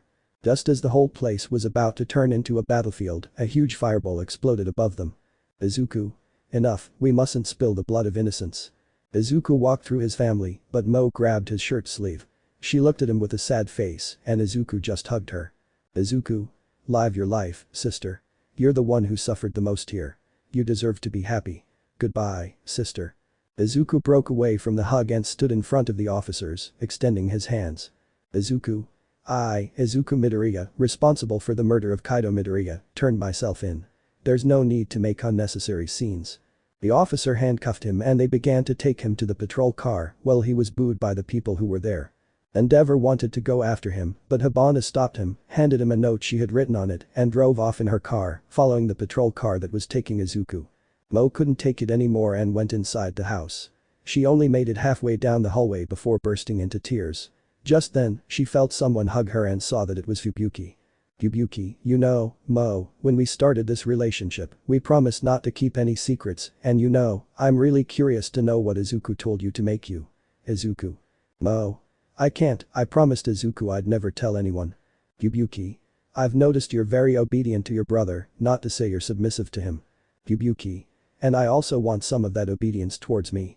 Fubuki threw her to the ground and began kissing her, while he started groping her and loosening her clothes. Tatsumaki saw her phone ringing. It was the leader of the Hero Association. She already had an idea of what they wanted, so instead of answering the call, she went straight to them. She didn't want to waste any more time, and an idea came to her of how to extract all the information without them noticing and use it as evidence. Just as she was about to fly off, she felt a brief dizziness, but then she recovered and flew towards the Hero Association. Chapter 11. Now I can't leave your side. Narrator. We can see how Tatsumaki had arrived at the Hero Association's facilities. The guards opened the door for her, and the administrator, upon seeing her, indicated that the bosses were waiting for her in the usual place. Tatsumaki. These idiots, as soon as something happens that affects them, they want to blame someone else. They're 5-year-old children, didn't their mothers ever teach them to be responsible for their actions? Tatsumaki, seeing that he had already arrived, simply opened the door. She could see that all the heads of the Hero Association were there. She just took a seat and crossed her legs, giving her typical waste my time and I'll kill you look. Boss 1. Mr. Tatsumaki, it's good that you came, we were expecting you. Tatsumaki. Yes, whatever it is you want. I'm not in a good place to waste my time here. The OSS 2. We know what's happening right now, it's a shame, but this was going to come to light sooner or later. Tatsumaki. If they know, why aren't they doing something to prove my husband's innocence? The OSS 4. Well, the great tornado of terror is worried about her husband. Didn't you hate him and want to get away from him? Tatsumaki. Whether I care about him or not is none of your business, and don't change the subject. Boss 1. The reason we weren't doing this is for 2 reasons. First, it doesn't benefit the Hero Association at all, and if this were to come to light, it would damage our image. Second, Kaido Midoriya promised us strong heroes, and he was, with his son, a prodigy among young heroes.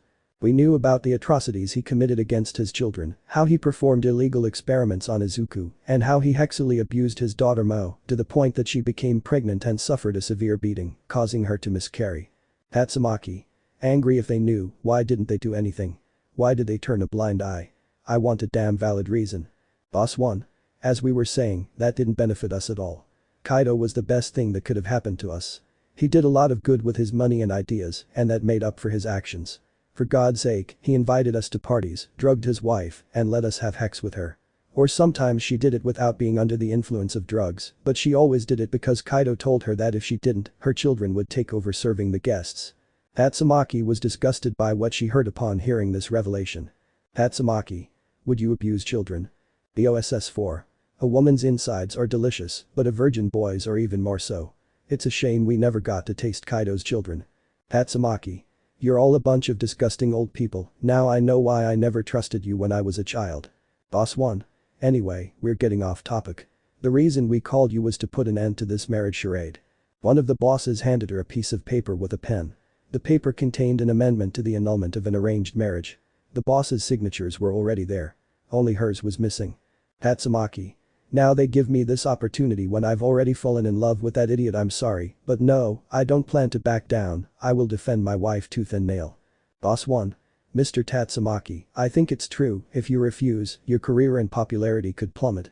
You're on the verge of becoming the number 2 heroine, are you thinking of throwing all that away for a passing infatuation? Tatsumaki. The old me would have signed it immediately, but some people made me see the world differently, that sometimes power or status isn't everything, so I absolutely refuse to break up this marriage, and don't expect me to be on your side. Boss 1. Well, if you turn against us, everything you've achieved will be taken away with a single word from us. Forget your hero license, your permission to use your quirk, your future hero status, and your current one. Officially, you'll be fired from practicing the hero profession if you cross through that door. Tatsumaki got up from her chair and opened the door. Tatsumaki. Do whatever you want, I don't give a shit about the truth, goodbye forever you bunch of perverted old men, when you die I hope you burn in hell while being raped by a demon. Tatsumaki stormed out, slamming the door behind her.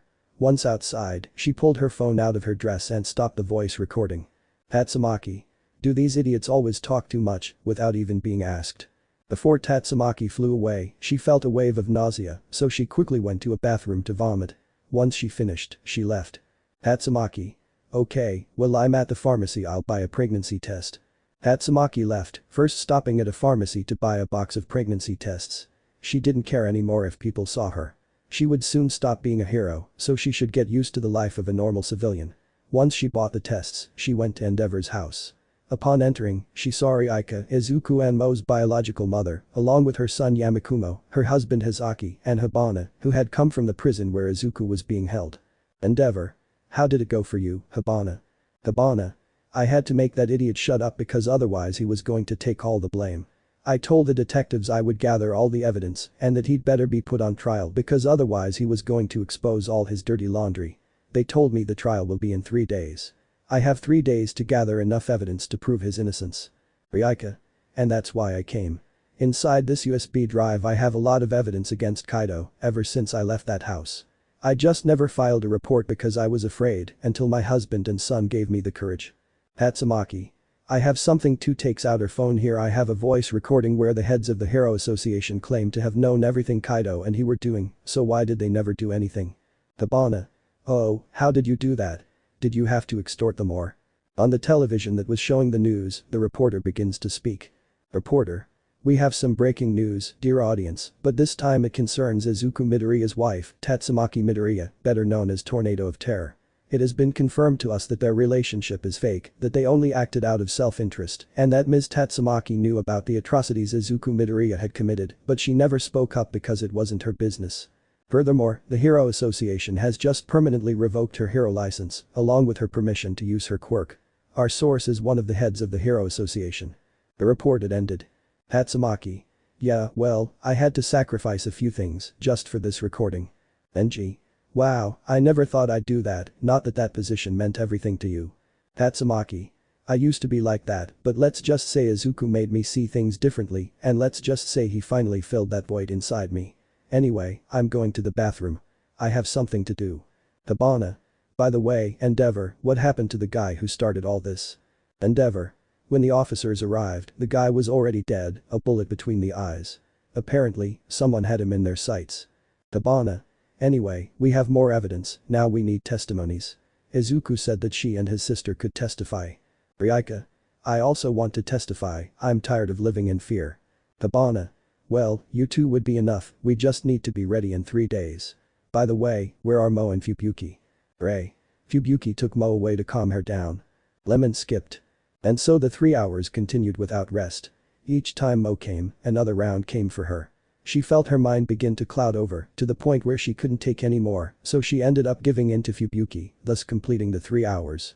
Now the two of them were exhausted, lying down while they hugged each other. Fubuki. Well, now are you going to tell me what happened? Mo. Do you remember when Izuku said he stabbed him to death? Fubuki. Yes, I still remember. Mo. Well, Izuku didn't kill him, I was the one who stabbed him repeatedly until he died, even after he was dead, I kept stabbing him. Fubuki was surprised by that. She knew something was missing from that story, but she didn't think it was that. Now she knew. Izuku had been covering for his sister and taking all the blame himself this whole time. Chapter 12 The Judgment. Narrator. 3 days of tension passed for the family. Everyone was preparing for the trial. Izuku already knew the outcome. The ringleaders were going to pull strings to avoid getting out, just like they did with Kaina Tatsumi. So he didn't get his hopes up and accepted his life in prison. Just then, his cell door opened. Guard. Boy, you have a visitor. Izuku. I already said I wouldn't accept visits from anyone. Guard. That's what we said, but she threatened us. Even though she's already been fired from being a hero, she's scarier now. Izuku was puzzled by this. He had an idea, but it was impossible. Tatsumaki would never resign from her position. Most likely, the heads of the Hero Association had dissolved their marriage. But his curiosity remained, so he got out of bed and let the guard guide him. When they arrived at the room where prisoners received their families, there was Tatsumaki sitting at one of the tables. Izuku was surprised to see her. He thought he would never see her again. But upon seeing her, he unconsciously began to smile. Izuku. Tatsu, what are you doing here? Tatsumaki. Isn't it obvious? I'm looking at my husband, that's what I'm doing. Izuku. Stop joking around, you probably have the form the bosses gave you to dissolve this marriage, right? After Izuku finished speaking, he received a smack on the head from Tatsumaki. Tatsumaki. You never get tired of talking nonsense, I didn't come here for that, idiot. The bosses proposed it to me, but I totally refused. Izuku. What? But you didn't want to leave me, you said if there was a chance you'd take it. Tatsumaki. I know what I said, damn it, but I refused because I love you, yes, I don't know how you did it, but you made me fall in love with you. Izuku blushed at that revelation, but then he remembered what the guard had told him. Izuku. Tatsu, that means that. Tatsumaki. The bosses didn't like my decision at all, so they permanently revoked my hero license, along with my permission to use my quirk. They also blamed me for knowing about Kaido's murder, but I didn't care. And they also revealed that our marriage was fake and all that. Izuku. I never thought you'd sacrifice something like your hero position, you were so close to becoming number 2. Tatsumaki. I know, but you're the reason I quit. Izuku. Honestly, I'm losing hope of getting out of here. The ringleaders can buy off the entire jury and the judge with a single snap. It's best if they forget about me and. Izuku couldn't finish because he got another bump on the head. Tatsumaki. Could you stop talking nonsense for just a moment? Don't worry about the ringleaders, we can play dirty too. Besides, now you and I have a responsibility much bigger than being heroes. Izuku. What are you referring to, Tatsu? Tatsumaki takes out her bag and pulls out a pregnancy test that came back positive. Izuku was surprised, took the test and began to look at it closely. Tatsumaki. It's not fake, I took several tests to see if it was a mistake, but not all of them came back positive. Izuku, I'm pregnant and it's yours. Tatsumaki. So you'd better put in the effort too, because I don't want this kid to grow up without a father, and you'd better not shirk your responsibility, because all the love I have for you I'll throw away and send you straight into the sun after tearing you to pieces. Tatsumaki. Hey Izuku, have you ever wanted to talk to your mother again? Izuku. Because I wanted to talk to her, they never cared about us. Tatsumaki. I know she did wrong in some things, but have you ever wondered what she suffered? I imagine she went through hell too, being with that monster. Izuku. Maybe you're right, but I still don't feel ready. Tatsumaki. Don't worry, you can take it easy, just think about what I told you. Bard. Visiting hours are almost over. Tatsumaki. Well, I have to go. Everyone else is very busy. They don't know I came here. Izuku, I want you to know that there are people outside waiting for you. I'm waiting for you too. And one more thing. I love you. Tatsumaki got up from her chair and gave Izuku a quick kiss on the lips, then left. Bard. If I were you, I'd accept responsibility. I hate my life, but not enough to die like this. Izuku. I think you're right. Anyway, just take me to my cell. Tatsumaki had already left the place and got into her car. She was driving now because if anyone saw her using her quirk, someone would stop her, send them flying, but she wasn't about to cause any more problems than she already had. Thus, as these 3 days came to a close, the trial arrived. Several reporters and people were gathered outside the courthouse. A car pulled up and the entire Todoroki family got out, along with Fubuki and Tatsumaki. The reporters quickly began asking them questions, but they didn't answer any. Upon entering, they saw the judge in his chair, the jury, and the rest of the audience. Izuku emerged from a door, handcuffed and wearing an anti-quirk collar, accompanied by Hibana. The two went to take their seats. Once the judge gave the order that it was time to begin, everyone sat down. Judge. Good morning everyone, the trial has begun. The first to start was lawyer Lukaber, one of the ringleader's lawyers. Lukaber. I'd like to begin by calling Ryaika Miyamoto, Kaido Midoriya's ex-wife, to the stand. Ryaika went up to the platform, where she was made to take an oath. Lukaber. I'd like to start with something gentle, Mr. Ryaika. How did you meet Kaido? Ryaika. I met him at a gala party. He approached me and started flirting. He ordered some drinks, and I was distracted for a few seconds before he slipped something into my drink that drugged me. Then he assaulted me that same night. Lukaber. And can we know if there's any proof for what he's saying, since someone like Kaido Midoriya is impossible? Ryaika. That's right, I have proof of that. The police officer hands the papers to the judge, who looks at them. After a few seconds, he passes them to the writer, who places the paper on the table where it was illuminated. On the television, the medical analysis was shown, which tested positive for sleeping drugs, followed by the second test, which showed a positive pregnancy test. Ryaika. After receiving the test results, I went to Kaido's house and confronted him. I told him that if he didn't take responsibility, I would sue him since I was only 17 at the time. This led to their marriage, a marriage filled with mistreatment and abuse, verbal, psychological, and sexual. Kaido Midoriya is nothing more than a monster, and I'm glad he's dead. He posted that evidence and began to murmur. Judge. Order, order. Lucifer. But how do we know if those tests are real? They could have been intentionally manipulated. Hibana. Objection, Your Honor, I myself have a video of a call I had with that same doctor about those tests. Lucifer. If that's true, why doesn't he share it with us? Hibana. Well, guess what? I have it here. Hibana hands the USB to the police officer, who then hands it to the judge. Judge. Evidence accepted, proceed to reproduce it. They played the call where the doctor's confession could be heard, explaining how Uraraka came in that day for tests, where it was revealed that she had been drugged and raped and that the DNA matched Kaido Midoriya's, thus ending the recording. Lucifer. I have no further questions, Your Honor. Judge. Do you have any questions, Mr. Hibana? Hibana.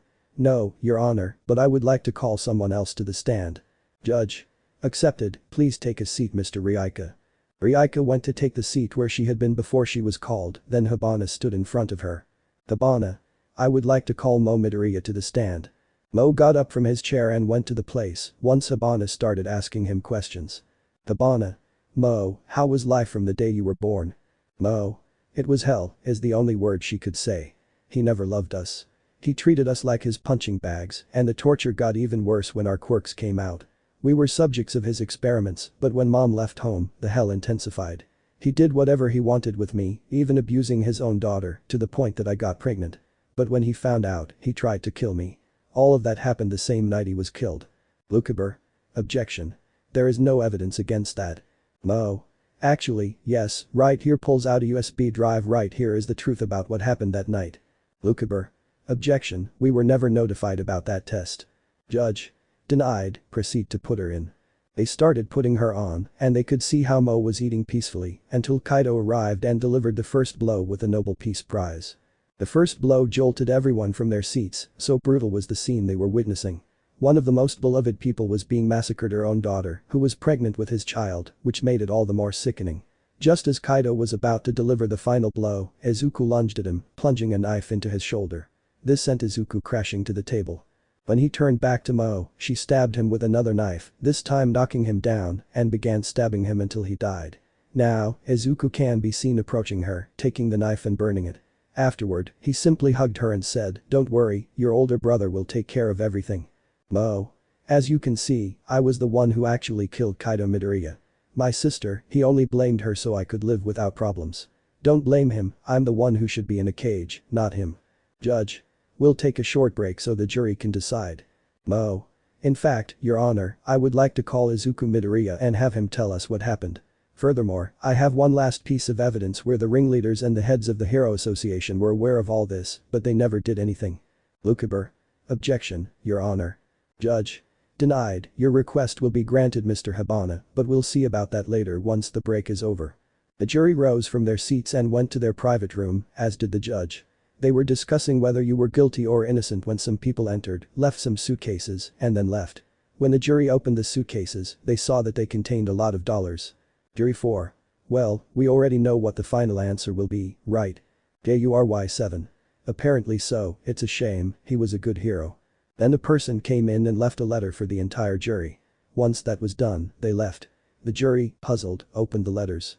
I know you'll accept the ringleader's bribes, so to make this fair, not only will you be in danger, but your families will too. We know where you live and what you do every day, so for your safety, you'd better choose wisely. To show you we're not joking, here's your home address and photos of what your family members are doing right now. So, for your own good, make this case fair. The jurors were completely terrified. These people knew who they were and would go after their families if they accepted the ringleader's bribe. So, for their own safety, they closed their suitcases and separated them. After about 5 minutes the jury had left. Judge. Alright, we're ready to hear what Mr. Hibana has to say. Hibana called Izuku, who gladly went and sat in the chair. Then he recounted everything Kaido had done to him, from the experiments to the torture he inflicted on him day after day. Once it was over, they played the recording. Everyone in the room was disgusted by what the heads of the Hero Association were saying. People like her can't be leading this country. Once it was over, the jury decided to speak. Jury 1. Given the evidence presented to us today, we declare Izuku Midoriya innocent as the murder was in self-defense and both were minors when the murder took place. Judge. Alright, the session is adjourned. Izuku and Mo Midoriya, you are hereby acquitted of all charges. You are now free to leave." The whole family celebrated that Izuku's innocence had been proven, while Izuku simply leaned back in his chair in relief. Time skips. Once Izuku was freed and the whole truth came to light, the heads of the Hero Association were harshly criticized and imprisoned for their actions. It was also revealed that the murderer, Kaina Tatsumi, was innocent, so her own case was closed and she was acquitted. But now we see Izuku coming out of the bathroom after taking a nice shower. Apparently, his case was returned to him as a form of compensation. Izuku. Home sweet home, how I miss this. Izuku was ready to go to bed with Tatsumaki and they were going to talk about the pregnancy when he opened the door and saw something that surprised him. Izuku. Tatsu, I thought you were already asleep. Tatsumaki. No way, my body needs you, besides, we won't be able to do it much longer because of the pregnancy, so we have to enjoy it while we can. Izuku. Heh, you're right, I just hope you can keep up with me. Tatsumaki. I'm pregnant but not old, you know. So these two began to do it like savages all night long, without taking any breaks. Time skips. Now we can see how Izuku and Tatsumaki were having lunch. They decided to go on a date to make up for the days they weren't together. Izuku. So technically we're not married anymore, since that marriage certificate was annulled, right? He said this while giving Tatsumaki a taste of his dessert. Tatsumaki. That's right, it seems we're divorced. Izuku. Well, this gives me the opportunity to do this. Izuku takes out a small box and opens it. Izuku. Tatsumaki, would you like to marry me again? I promise I'll make you the happiest woman and I'll take very good care of our daughter's son. Tatsumaki. Blushing with a touch of nervousness, of course I accept to marry you, you'd better keep your word. Tatsumaki takes the ring and puts it on. Tatsumaki. It's more beautiful than the previous one. Time skips 2 months later.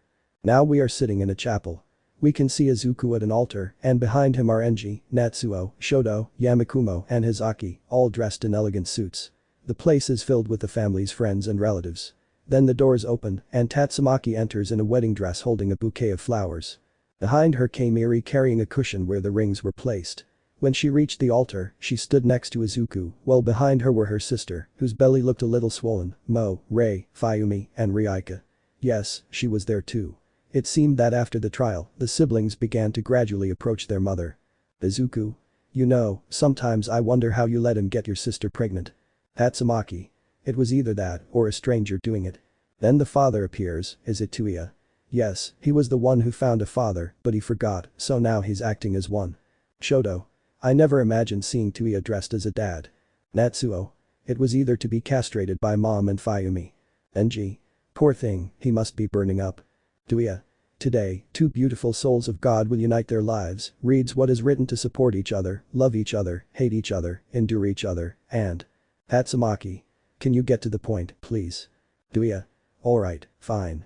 They're forcing me and rushing me. Izuku Midoriya, do you accept to be with Tatsumaki through thick and thin? Izuku. I accept. Tuya. And you, Tatsumaki, accept Izuku Midoriya through thick and thin, you? Tatsumaki. I accept. Tuya. Then I now pronounce you husband and wife until death do you part. You may kiss now. Tatsumaki simply held out her arms, waiting for Izuku to grab her. Izuku and Tatsumaki proceeded to kiss while everyone applauded with happiness. Time skips 4 years later. 4 years had passed, Tatsumaki gave birth to a beautiful boy they named Akira Midoriya. Currently, the boy is 4 years old. He was playing in the yard as his parents were talking with his aunts Mo and Fubuki, who gave birth to a girl they named Nina Midoriya. Currently, she is 2 years old.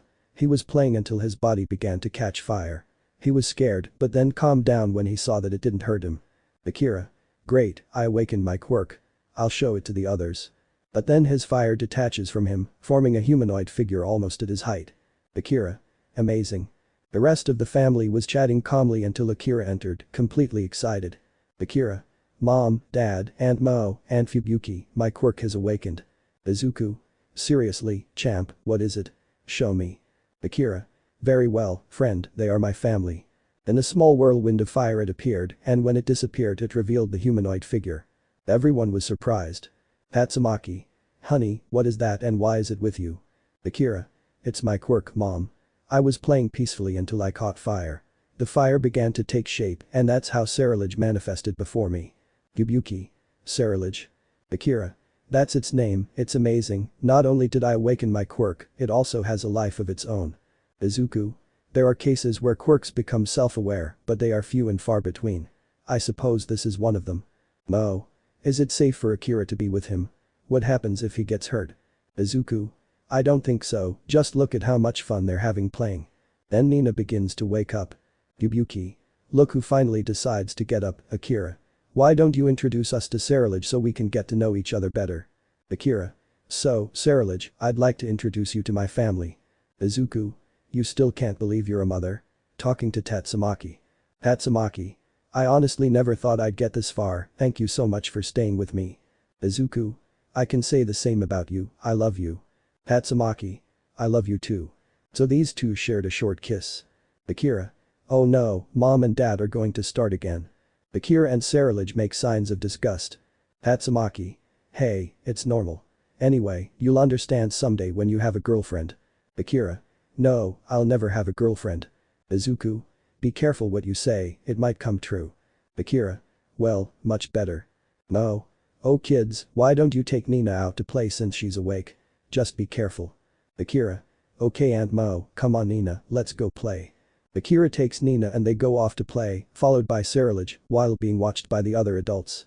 Izuku. Without a doubt, I love this family. Let me know in the comments below if you guys want the next part. Also check out my other video that has been shown and left. Thank you for watching, if you enjoyed this video please like and share this video. And have a fantastic day, bye.